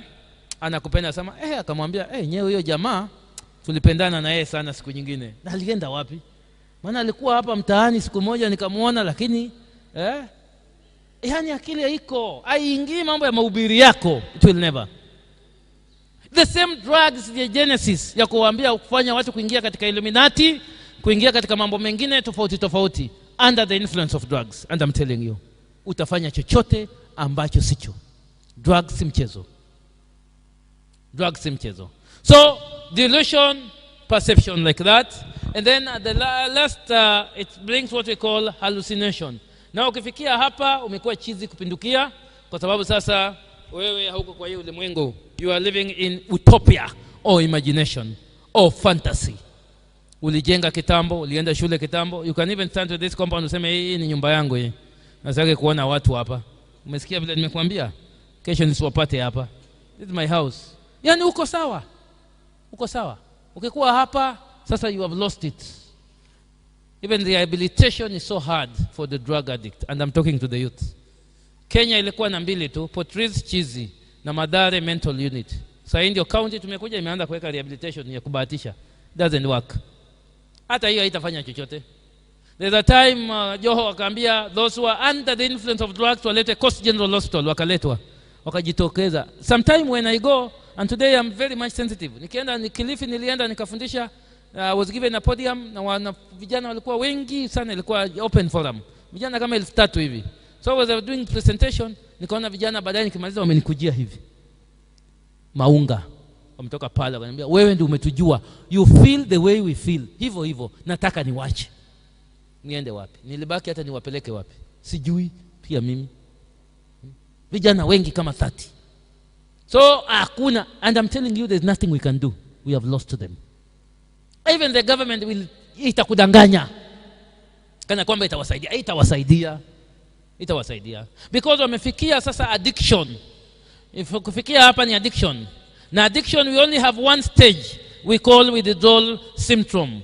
Withdrawal, kuja hapa kwa withdrawal. Withdrawal ukifika huwezi fika. Kwa sababu ukiacha unaumia. Hata polisi huwezi washika. Ukimshika tu mweke cell. Wakati anataka kujidunga ile dawa yake ikifika, kama hujaona jini la Mombasa, utaona jini. Utajua mwanadamu ulimi yake ni mrefu, my friend. Inatoka hapa mpaka hapa. Hii ulimi hii inatokea hapa mpaka inakuja nje hivi. Na ni mwanadamu mwenzako anasema polisi akiona hivyo anasema ile kulia atalia. Wacha kilio yenyewe tunajua ni hiyo. Ile yake ni kilio cha nyoka. Sauti nyororo. Mpaka anashindwa ni nini huyu? Ni mnyama ni nini jamani? Na gaga. Povu inatoka mpaka kwa masikio. At a time hata damu inatoka kwa masikio. Usicheze when they need that drug. Wakijidunga tu wanarudi wakiwa sawa. And for information, ukiona wametembea wamejibwenga wamekaa hivi, wao wewe unawahuzunikia, wao wako sawa kabisa. They are feeling so good mpaka wanakuzunikia, wanasema angalia huyu mtu anatembea straight. Yeye anaumia bwana. Wao wako hivi. Kwa sawa. So they have to live with that drug forever. Ukikatika unakufa. Now that's the condition with the drugs and substance abuse. We only take those ambao wako mild, ambao hawajatumia sana, to the rehabilitation. And rehabilitation we do what we call detoxification. Kuondoa hiyo sumu pole pole. Na ikamiliki. Hao wengine tumewaacha. Ndio utaona watatembea huko. Enda Magodoroni hapa. Wako wengi Kisauni. There are so many. Wao walipoteza. No hope. And that's it, I'm telling you. No hope. Kenye mebaki ni kuwaombea tu. That's the only thing we can do. Lakini ukisema rehabilitation, the government itself haiwezi. To do a rehabilitation in America, it requires 3 intensive years with 25 million Kenya shillings. 25 to 30 million. Kenya, serikali imetenga bajeti ya shilingi milioni 2 kwa hawa. Itatenga. Kama wazee ndio wanapewa 2,000 na ikuji leo. Na si wazee wote. Wengine bado wanalia ofisi zetu wajapata. Waacha hata yeye kuingia. Wanajeshi walienda kupigana Somalia wakauliwa. They were given 50,000 ya mazishi na serikali. Zika watu wako. Haya, maunga. Serikali inatenga pesa kwa sababu ya maunga. It will never. Mapoteza vijana wetu hivyo. That's how it is. Now what am I advocating? I'm advocating on prevention. If you are, don't ever test drugs. Because once leads the other. Mpaka ufikie ukuwe teja. Hata wale wenye wamefikia teja walianza tu kapombe, unadanganywa. Pombe ni pombe. Unawekewa soda, unawekewa kapombe atikunywa si kali. Si kali.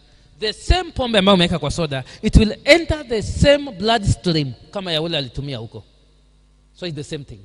And itakuleta kwa testing, baadaye itakuleta kwa habituation. Utajipata you are alcoholic na unakunywa tu. Kutoka hapo utapata unaweza vuta sigara, unatafuna miraa. Another chemical is miraa, cut. Miraa, ajabu ya ulimwengu ni kana kwamba inapatikana Kenya peke yake. Ina grow in 3 countries. Yemen ni fupi na ni chungu sana. Ethiopia, vijilima vya Ethiopia ni refu kama 40, chungu, hailiki. Miraa species mzuri iko Meru, Kenya, in the entire world ni hiyo peke yake. I don't know why hapa leo. Na hiyo ndio inauzwa na hiyo ndio watu wanakula. Peke yake dunia mzima. Hata ukiniangalia mimi sijui pia. I don't have any clue why Kenya and why Meru. It has 3 chemicals. One is called cathine. The second one, cathinone. And the third one, thymine. Those are the chemicals inapatikana kwa miraa. But the 2 dominant, cathine and cathinone. Miraa inafanya nini? Ukiitafuna, it alters. There is an organ in the body ambao kazi yake ni kujifunga na kujifungua. I start from there. Sleep, if you want sleep, hakuna yule mtu anajua wakati usingizi umemshika. It's programmed. Ukitaka kulala, closed. Ukiamka asubuhi inajifungua.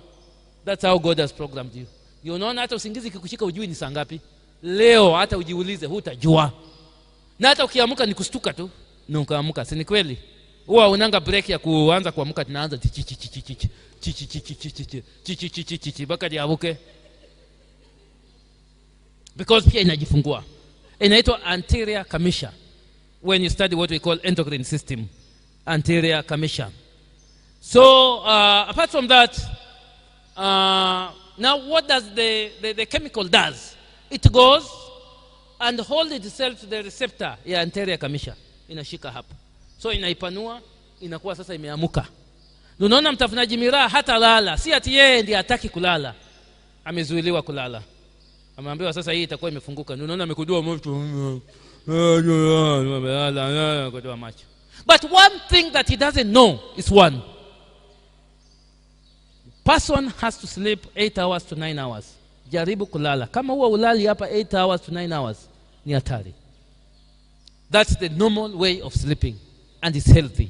If you do not, you skip a single day of sleeping, una reduce siku zako 2 za maisha. Every day.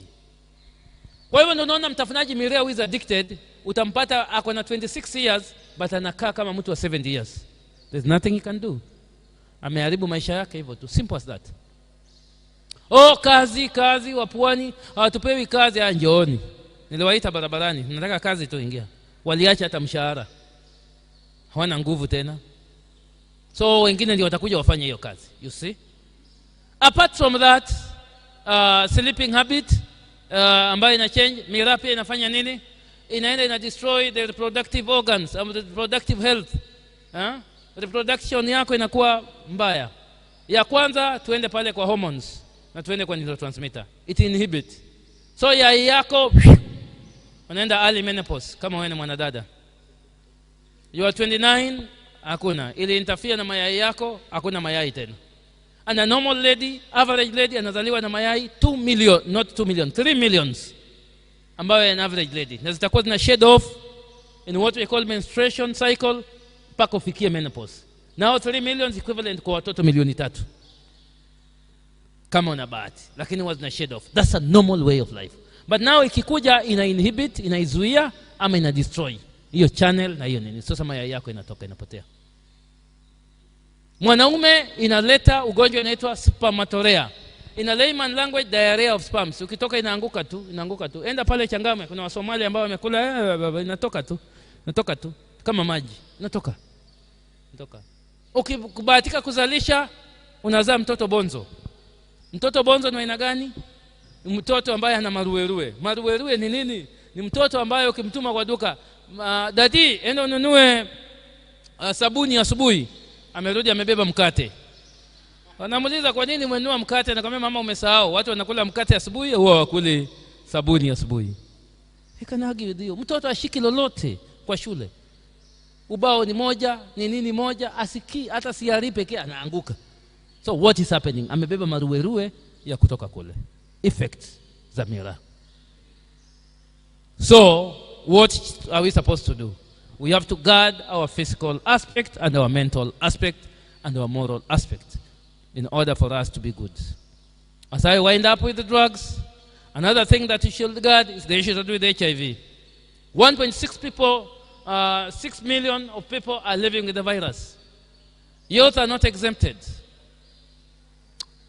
15 to 24, 60% of the new infection iko kwa vijana today. 15 to 24 years. Iko juu sana. Virus, it doesn't have any medicine. Virusi ziko. Zinaingia kwa mwili katika njia ya masuala ya ngono. 99%. Hii ingine tumezuia. Mother to child transmission, sijui nini. drug injections siku hizi tunawapatia hizo syringe. Naambia tumia madawa, chukua syringe mjidunge nayo. Because what can we do? Tuwezi watoa.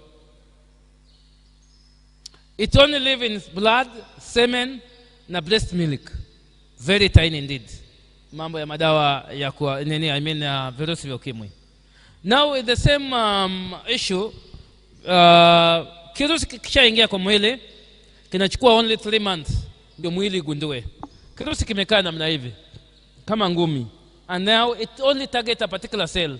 A particular cell. Enda kwa slide ya HIV. Niende kwa slide ya HIV. Alafu niende tu kabisa ndio tuone. We leave these notes because of time, tutawachia so that mtapitia baadaye. Tutawachia. Umefika slide ya HIV? Yes. So HIV, it was detected in the year 1979 in the United States of America. In the gay family. Walikuwa wanakonda. So madaktari wakaangalia wakasema kwani iko nini na hawa. Wakapimwa wakapatia jina ya kwanza magonjwa ikaitwa LAV. Lymphadenopaty associated virus. Virus ambayo iko tu nyingi kwa mwili haieleweki. Wakatoa hiyo wakaipatia tena jina lingine ya pili na madaktari wa Canada na wa Faransa. HTLV, human T lymphocyte virus. Then after that they now came up with the name HIV, meaning inapata mwanadamu peke yake. We have myths on HIV, where it came from. Up to now, nobody knows where HIV came from. Those are theories. Wengine wanasema nyani, no. Miangaliwa nyani hata hakuna kitu kama hiyo. Oh, it's a biological weapon to eliminate African, kwani wazungu si wanashikwa na virusi pia. Oh, it's a curse from God. Why should God curse even a young child who is not born? Now my question. Na hata mapasta pia wanashikwa nayo na nguo nyeupe, si ndio? Sasa unashindwa pia pasta imekuwaje na wewe ni mtu wa Mungu? Amepatwa nayo. So it becomes a theory. Theory is something that's debatable. So it's not the truth of the matter. And so many other theories which are there. Statistics are there, 1.6 million people living. Female counterpart, wanawake ndio wameongoza nayo, around 7.6. And then wanaume, wanawake 6 point something, and then the ya Kenya ni 6.6. Now go down kidogo. Let us just move. So those are statistics, and there are some counties which are leading, like Homa Bay County, Migori County, and the Luo Nyanza. But why? It's because of the kind of business which are being done there. Pale wako na ziwa Victoria. Ziwa Victoria ina samaki. Samaki ukiuza unapata pesa. So hiyo pesa unapata jioni, si ndio? Kesho tena utapata pesa. Now you can see where money is, magonjwa yanaweza kuwa rahisi. Si ni kweli? Yes. So that is the fact behind it. As we move on, tutapata ya kwamba kirusi kiliingia Kenya 1984, 1983-84, almost 2.5 million walikuwa wamekufa. Tuna watoto 900,000 yatima ambao wako waliachwa nyuma na masuala ya virusi vya ukimwi. It was declared a national disaster in 1999 by the government of Kenya and constitute what we call National AIDS Control Committee or Council, kuangalia masuala and coordinate issue to do with HIV. So one thing we started with is the VCT, because people were afraid. Walikuwa wanafikiria unaweza ukishikwa hivi utapatikana. If ukisalimia huwezi kupata, ukihaga mtu huwezi pata. No, all this, hata mkikula kwa plate moja na mtu hamwezi pata, because it stay in the blood, semen and the breast milk and the body tissue. Huko ndio virusi vinaishi.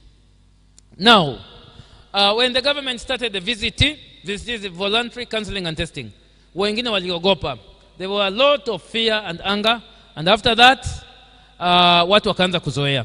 Tukawaletea kitu inaitwa, kwa sababu umeogopa kwenda, tukaleta door to door. Door to door unakujiwa nyumbani kule, hakuna mtu pia anataka kupimwa, mpaka tukaleta moonlight usiku. Pita huko uende upimwe huko. Then people wakajua sasa. Yeah? Tukaondoa hiyo myth. Now sahi hata tufanyi VCT, tukaleta kitu inaitwa HCT, Health Counseling and Testing, tukaitoa pia. Tukaleta HTS ambayo sasa inaitwa HIV Testing Services. So it becomes a service, holistic approach. Sahi sasa is not a threat, but again for the youth, we have the only way not to get it, ABC. A, abstinence. Abstain from having sex. If you have sex with an unprotected sex with somebody who is infected, definitely unapata virusi vya ukimwi. Then we have B, being faithful. And then C, Christ, C, condom. C ni come to Christ. Ikikushinda, come to Christ. Just as simple as that. Mambo imekulemea huko nje, kuja kwa Yesu. That's the message. That's the message. So that's the advocacy about it. HIV window period, that's the first stage. The second stage is asymptomatic. Window period takes 3 months. Ndio virusi vijulikane viko kwa mwili. Because it targets a specific cell we call T helper cell. It's a cell of the immune system. Its work is to coordinate the function of all the cells. Ni kama President Uhuru unamtarget. Sasa inji itakuwa vulnerable. Kwa sababu ule wa kutoa command na kufanya vitu curfew, kulift curfew hayuko.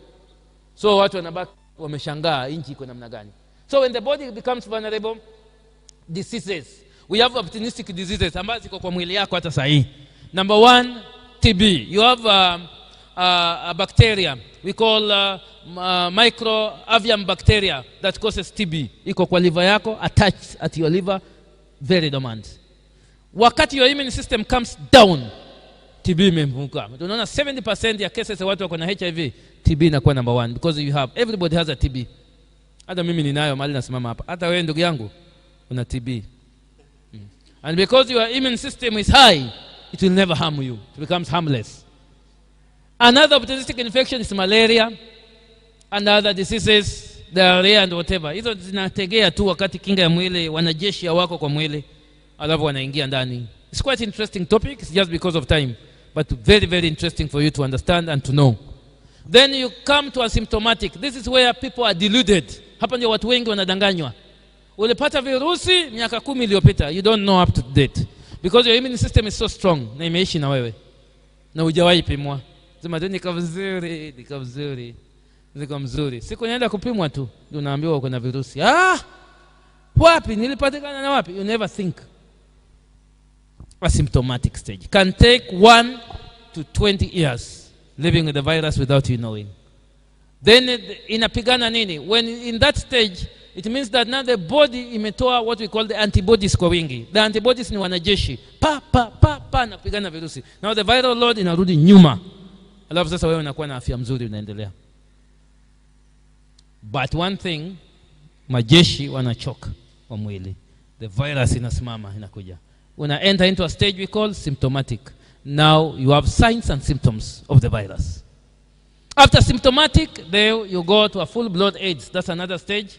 Now bedridden, huwezi amka. From there, it's the last stage, which is death. The virus stay in the grave 14 days. You disappear kabisa. So even a dead body, virus bado iko. Now the virus itself inaweza kufanyiwa nini? Dawa haijapatikana kwa sababu it does what we call reverse. Ni hatari sana hii kirusi. For those who have studied it.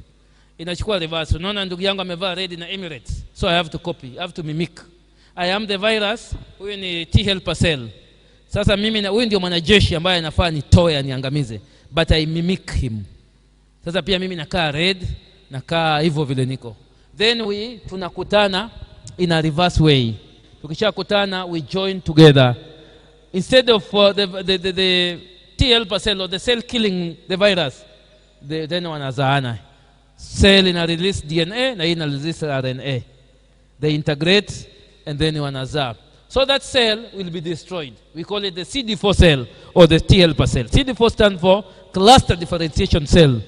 Destroyed totally, and then at the end of the day the virus zinazaana. So imeua hii cell, virus zinatoka nje. And the CD4 cell for blood milliliter yako inafaa ikuwe 600 to 1500 per blood milliliter. Ikipungua iwe 300 400 umekuwa infected na virusi vya ukimwi. Hatari. We have those who are called discordant couple. Mwingine anayo, mwingine hana. What happens? Idara kuna watu wamebahatika in their cells wako na kitu inaitwa call receptor. So kirusi kikijaribu kugonga it match inatolewa. Sasa yeye ataishi namna hivyo hatakuwa na virusi na haitampata. We call them discordant couple. Mwingine ataishi nayo, mwingine hana. That's as simple as that. Virusi vya ukimwi For the young generation, it changes the mind, it alters the mind, and it affects them mentally, the mental aspect of somebody. Now, the last slide here, yangu, because HIV so far, it has killed so many people, and it's a global threat also. But it can be managed by the medicine. The medicines are there called ARVs. So it's not a threat. Kwa vijana, tunawaambia njooni, we do counseling and we give you. But utaimeza in your lifetime. Kama ni saa tatu kila siku. Inafanya nini? The way kirusi kilikuja, madawa tumeweka mara 3. Tunafanya kazi mara 3. Ya kwanza tunaita nucleoside reverse transcriptase inhibitors, ya pili non-nucleoside reverse transcriptase inhibitors, ya tatu ni protease inhibitors. Combined together we call it a regimen. So ukipatiana wakati kirusi kinataka kushikana na watu, ile dawa inaingia katikati. Inaambia msishikane. Mkiwa mmeshikana inawalalisha pale. Ukiwa mlilalishana inaambia watoto wasitoke. Mnanielewa lakini? So ile state itabaki namna hivyo kama jela ya Kongowea. Kongowea kuna jela ya Shimo la Tewa. And then ikibaki hivyo, huyo mtu anaendelea na shughuli yake kwa sababu hiyo mwili hajashika CD4 zingine na CD4 zinazaana zikiendelea. Tunaelewa vile dawa inafanya kazi?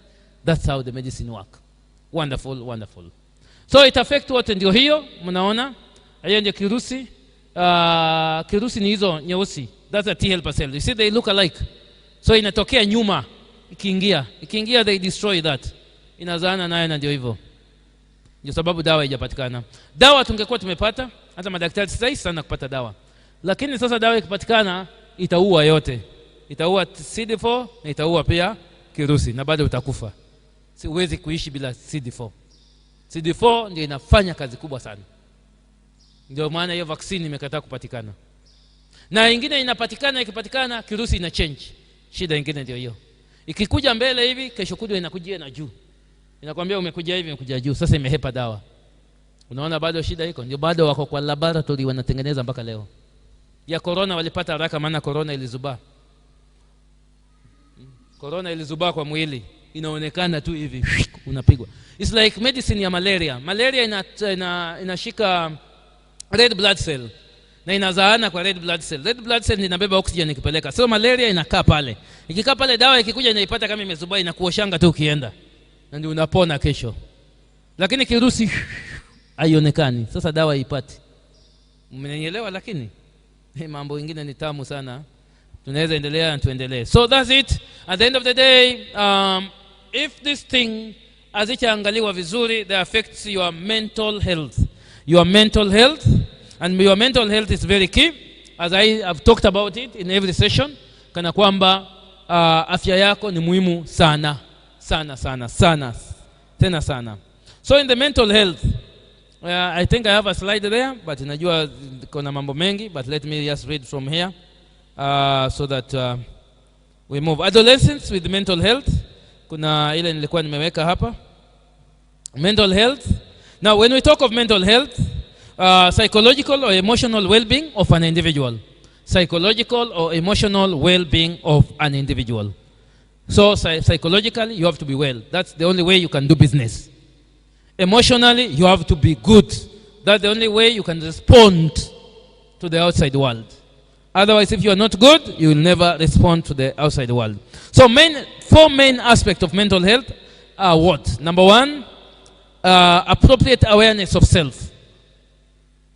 Appropriate awareness of self. Be aware of yourself. Another one, awareness of one's ability. What are your abilities? Do you know your abilities? I talked about it. The dint of energy. How vibrant are you? What are your limits? The ability. 3, ability to work productively, whether in school or in your own environment or other environments. If you can work productively. Yani, wewe, uko katika ile category ya watu tunaita katika division of labor, tunawaita productive people. Unaweza fanya biashara, unaweza leta mapato, unaweza fanya chochote kwa kanisa, hiyo sasa ndio tunaita mental health yako iko sawa. But ikifika wakati you cannot do any work, no, now you are incapacitated. You are not good mentally. Last, the ability to contribute to your community, social, family, or otherwise. If you can contribute to the community, social, your family, then your mental is good. Just as simple as that. Now, the opposite of mental health is the mental illness. So mental illness is any disease or condition affecting the brain that significantly influences or disrupts a person's thinking, feeling, mood, ability to relate to others, and daily functioning. It alters your moods. It alters your ability to relate, your thinking and your feelings. If your thinking is altered, you cannot think properly. If your moods are altered, you have swings, mood swings. Leo uko sawa, kesho uko mzuri. Sasa hapo jua hauko stable. Umekuwa mkali over suddenly, na ulikuwa mzuri. Haueleweki. Haueleweki. Adolescence has to deal with this in every day. Because we are living in a world which is stressful. So there are some things we have to deal with. Number one, make sure that our mental health is stable. Hiyo ni kitu lazima uwe sure nayo. If your mental health is not stable, utapata magonjwa mbalimbali. These are some of the things that we have to deal with. Number one, emotional disorder. We have disorder which affects us emotionally. Deal with that. So your emotion is balanced. Another one is adjustment disorders. Adjustment disorders. That is the potential of when somebody when one is amepoteza mtu wake. Kupoteza mtu, can you deal with it?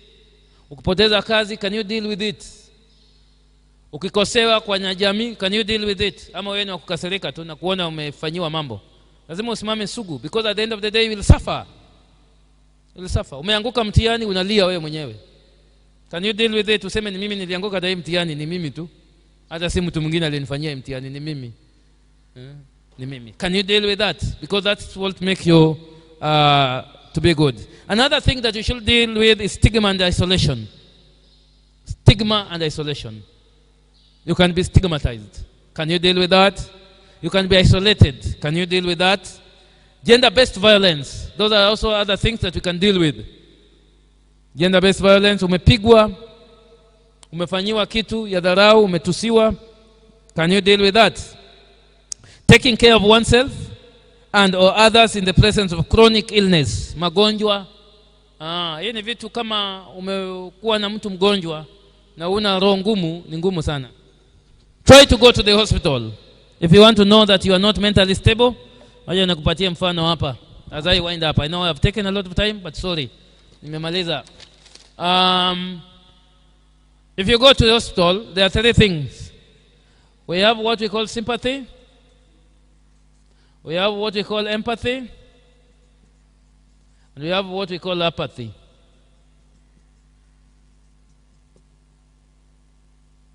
I want you to be here. I don't want you to sympathize with anybody. You go to the hospital, umepata mtu mgonjwa, unaanza kulia. Hey. We. Yani uko hivi. Mpaka ule mgonjwa ndiye anaanza kukubembeleza. Nakwambia nitapona tu. Tolea tu. Hata daktari aliniambia nitapona, usilie. So umeshaona situation kama hiyo? That's what we call sympathy. Very dangerous. Can you deal with that? Can you deal with that? That's when you realize your mental health. Apathy. You want to offer solution and you have the same problem. Njoo nitakusaidia. Kuja kwa nyumba yangu nikae na wewe. And you want to offer counseling. Sasa bibi yako ulisema namna gani? Nilikuwa na bibi yangu akaniacha, akanifanyia madharau ABCD. Kumbe wewe pia uliachwa the same. Na hata yako ni mbaya, ulipigwa. Sasa huyu akipigia story unakumbuka wako, unasema kwa hiyo pia wewe uliachwa ndugu yangu. Wewe paka unashangaa unashindwa hii sasa utasolve namna gani? That's what we call apathy. Meaning all of you mmeshika hiyo kamba mnarudi kwa shimo badala ya kuvuta mtu kutoka kwa shimo, nyote mnarudi kwa hiyo na mnajizika wote. It can occur to the youths. If you don't have these skills, itakuwa shida. Empathy is entering into the shoe of that particular individual, entering to your own shoe, and believing in yourself. The abilities I've talked about, the capability I've talked about. Nasema ni mimi imenipata hii shida. Ndio nikakupatia ile kitu ya kwanza, problem solving skills, kusema how you can solve your own problem. Na wewe mwenyewe njaa, wewe mwingine akasema mimi naanza na njaa, kula mami, maana hapo ndio unaanzia. Una mali kwingine, mambo ya rent, kaa ndo huko landlord, waje nikule nishibe kwanza. You see, so that's the way to go. As I wind up, also have this adolescents mostly suffer, that one we know, from depression. So one of the conditions is depression. Depression inakuwa sana. So what do we do in this sense of depression and other disorder? We have anxiety disorder, we have depression, we also have multipersonality disorder. Kuna wengine wako na bulimia disorder, kuna wengine wako na kitu inaitwa anorexia disorder. Kasichana kamejiangalia kakaona mimi nimenona sana, nataka nikonde, kwa hivyo anaanza kukunywa maji ya ndimu nyingi, ndimu, akuli chakula ndimu. Ukikula ndimu alafu sasa ameanza kukonda, hakuwa hata mnono, alikuwa tu ako vizuri, lakini ndimu ati anajunio. Sasa mabavu unaona zimebaki. Ama mwingine modeling. Model kwa akili yako uliona ni wale watu wembamba. Sasa wewe umeanza kukula vitu vya kukuchoma. Sasa vimbavu vimebaki ati ndio utembee hivi. Hiyo ni ugonjwa. It's a disorder. Or you deny yourself eating. We call it anorexia.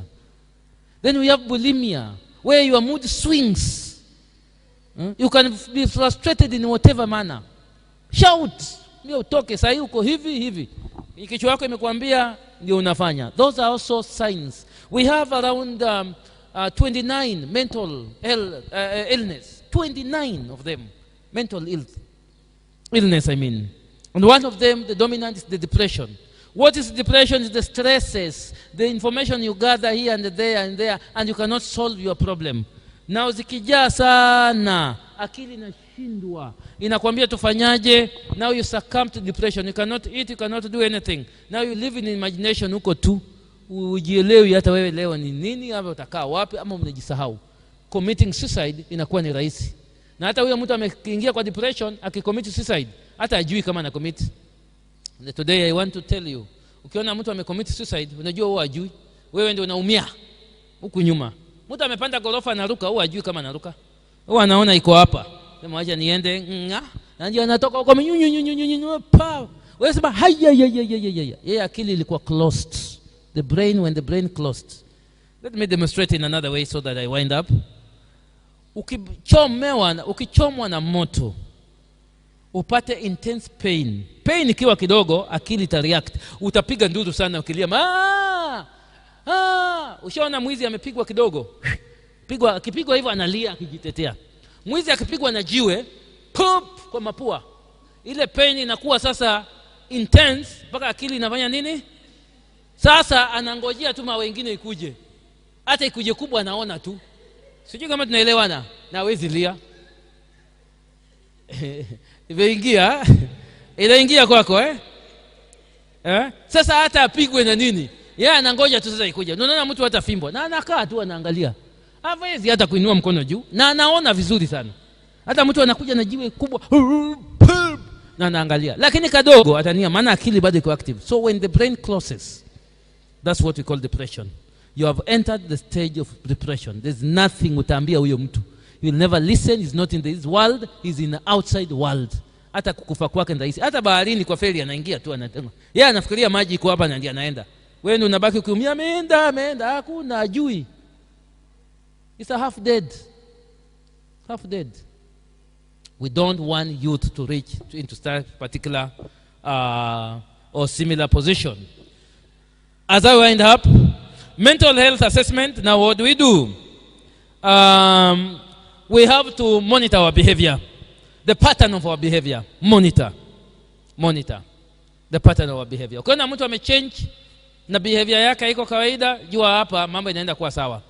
Either is using drug, ameanza kutumia madawa, jua nao hiyo ni mental illness ameingia, na alikuwa atumii madawa.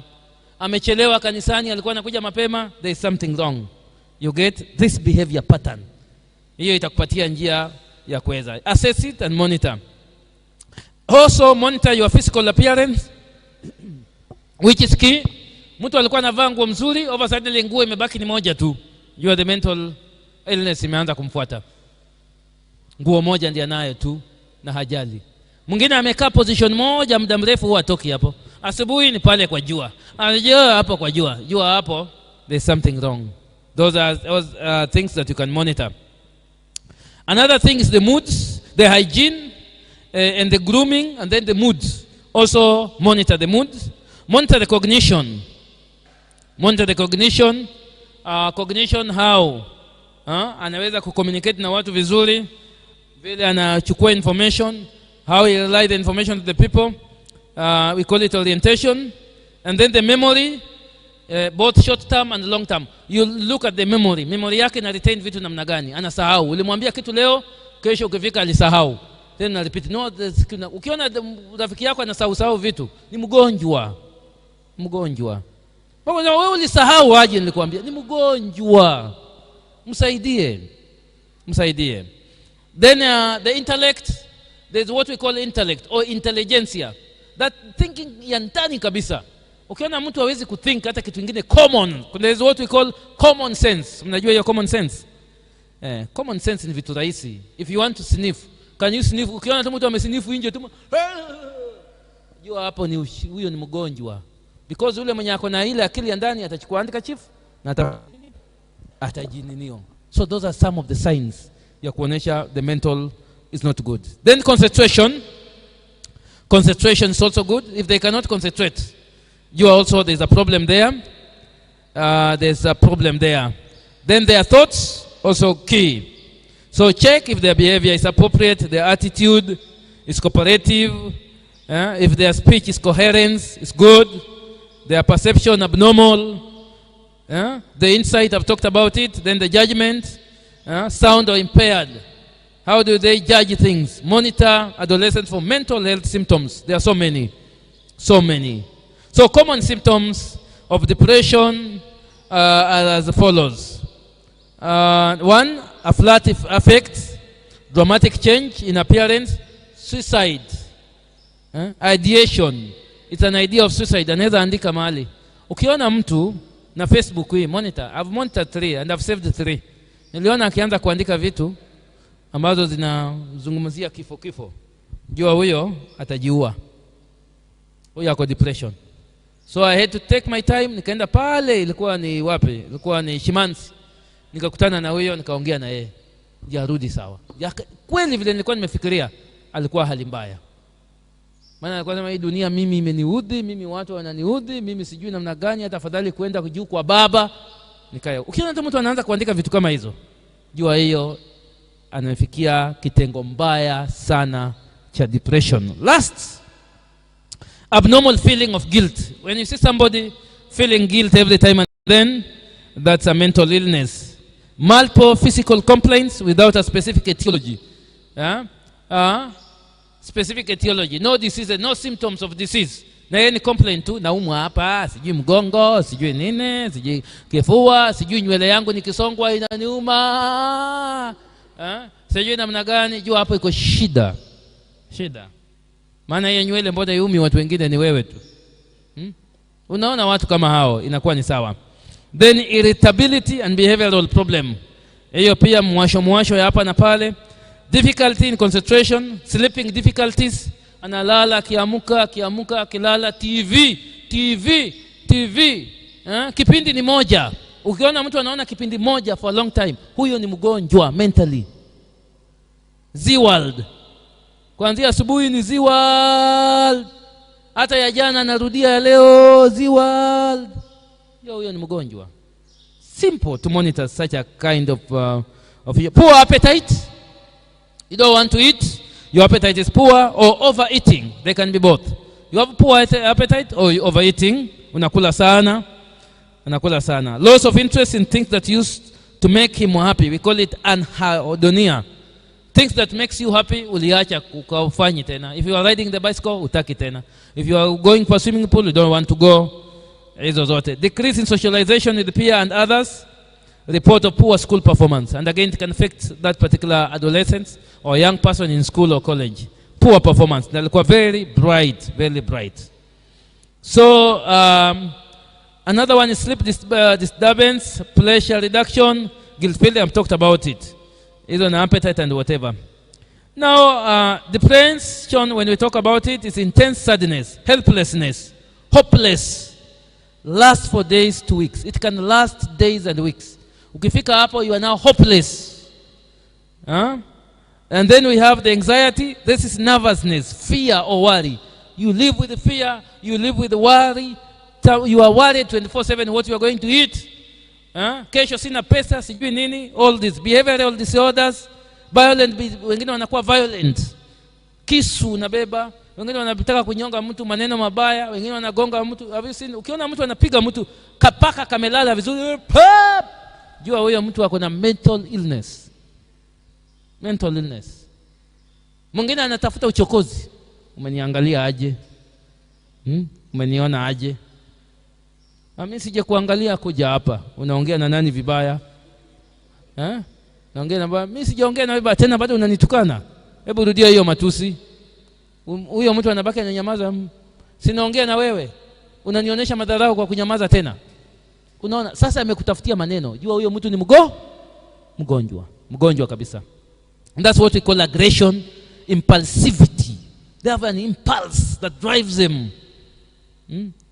Eating disorder, overeating, not eating enough. Somatic complaint, fatigue, headaches, body pain, difficulty in breathing. Hizo ni signs za mental illness, jamani. Drugs, alcohol and substance abuse. Now they use drugs and substance abuse. Hiyo inakuwa namna hivyo. Poor mental health inaleta mambo haya yote. So tips, number 1, what should we do? We have to offer support to such a kind of a young person. Be there unconditionally. So the society lazima imshike, church, the neighbors lazima to support huyo kijana katika hiyo state. Go overboard. Usione kijana wenyewe amekaa hivi ameumia anapita tu. No. Si vizuri. Saidia yeye unconditionally. That's why I've written the word unconditionally. Be gentle but persistent. Do not give up. Never give up kwa vijana kama hao. Tuwasaidie tu mpaka iende. Listen without criticizing. Always listen to them. Hata kama amefanya kitu mbaya, wewe ulitumia madawa ndio imekufanya hivi. Nilikwambia bangi ni mbaya. No, such a language wachana nayo. You are there to help. Help. Validate their feelings, acknowledge them. Wakubali jinsi walivyo. Nilikwambia hata maunga sisi tuliwakubali na ni wagonjwa. Nakubali. I eat with them, we talk with them. Lakini watu wengine maunga wataninyang'anya. You have created a notion kana kwamba these are bad people. Bad people. Now, how do we manage their condition? As I wind up, psychotherapy.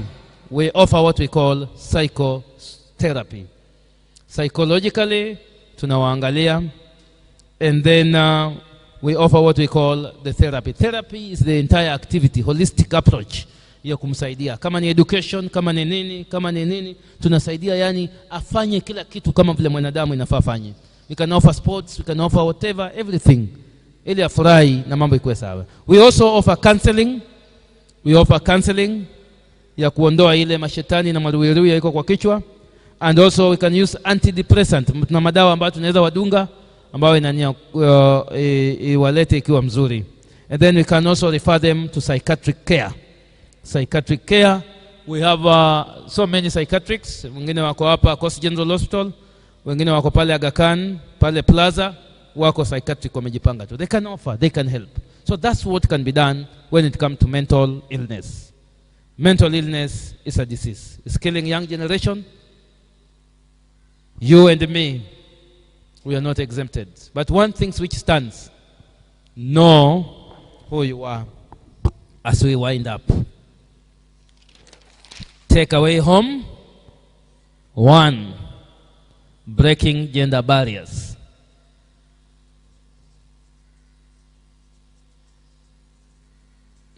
Breaking gender barriers, you can do anything that anybody can do. Only 2 things that you can never do. To give birth for women. And now, kuzalisha for men. That can never change.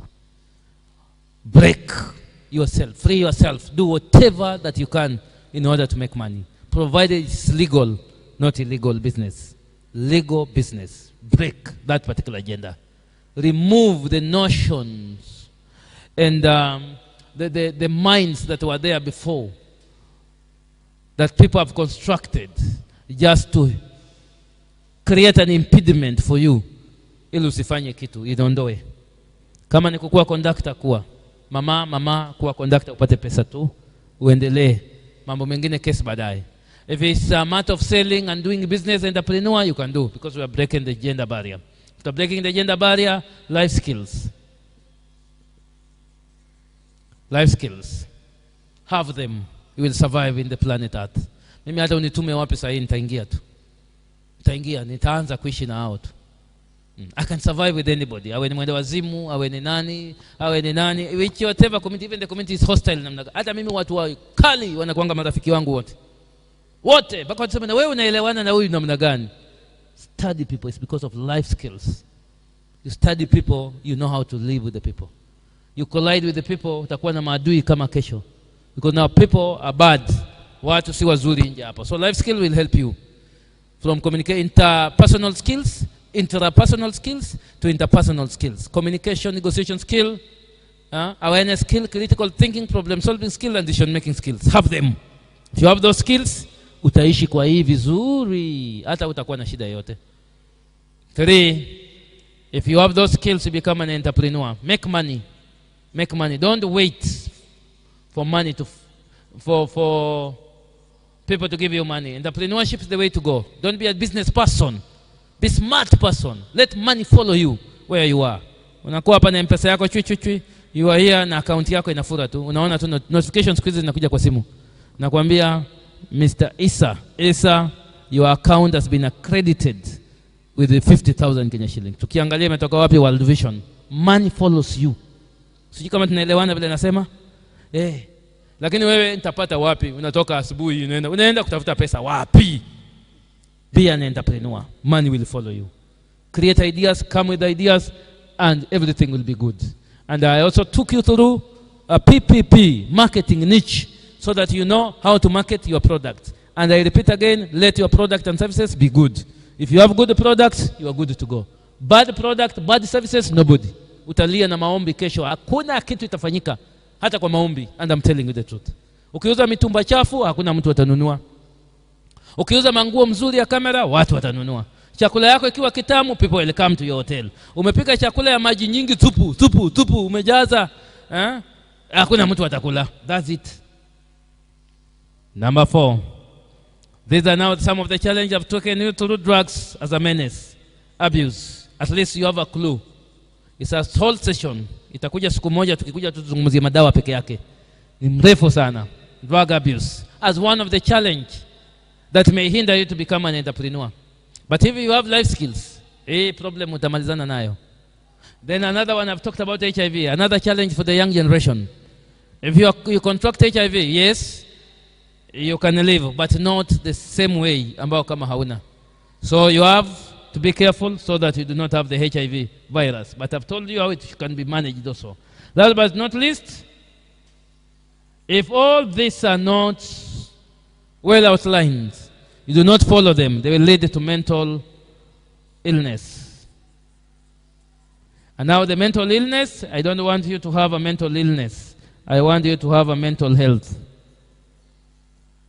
Mental health, that's where we are. Balance all this, you'll have a good mental health. Last but not least, parting short, guard your physical integrity and your moral integrity. Let us say together, guard your physical and your moral. Guard your, little louder, guard your and your moral. Ukitoa meno yako utakuwa kibogoyo. Ukiungua huku urembo wako itaisha, because you did not guard your physical. Umeenda umechukua chemical mpaka macho yote imeenda. Sasa urembo imeisha, unaanza kusema umeenda umepaka mkorogo, na ile mkorogo inakataa wakati mwingine inakutoa mweupe, na wewe si muhindi, na wewe si mzungu, inakutoa tu mweupe hapo. Hata wewe si zeru. Alafu kwa shingo unabaki nyeusi. Sasa hapa kwa nini inabaki nyeusi? Ina backfire nyeusi. tena nyeusi. Sasa unaanza kukua Muislamu wa nguvu, unavaa mtandio, funga mpaka huku utake kuonekana. Jua la waka lakini umejifunga kauso tu, unaonekana hivyo. Tabu umejipatia mwenyewe. You cannot even move. Uko tu namna hivyo. Guard your physical integrity and your moral integrity. And may God bless you.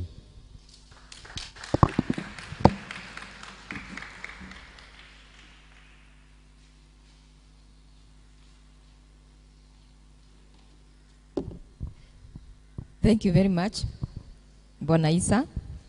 I think that is a day well spent, isn't it? Let's give him a round of applause. And now me, because I'm not a youth, I wanted a vote of thanks to come from the youth. So who? Gonna. Let's have one of us giving vote of thanks. Alafu pia tufunge kabisa. So let's get volunteers to save time kuna ibada in the next few. So in our midst, nitaje. Vote of thanks, Leah. Let's appreciate Leah. These are the skills we are talking about. Yes.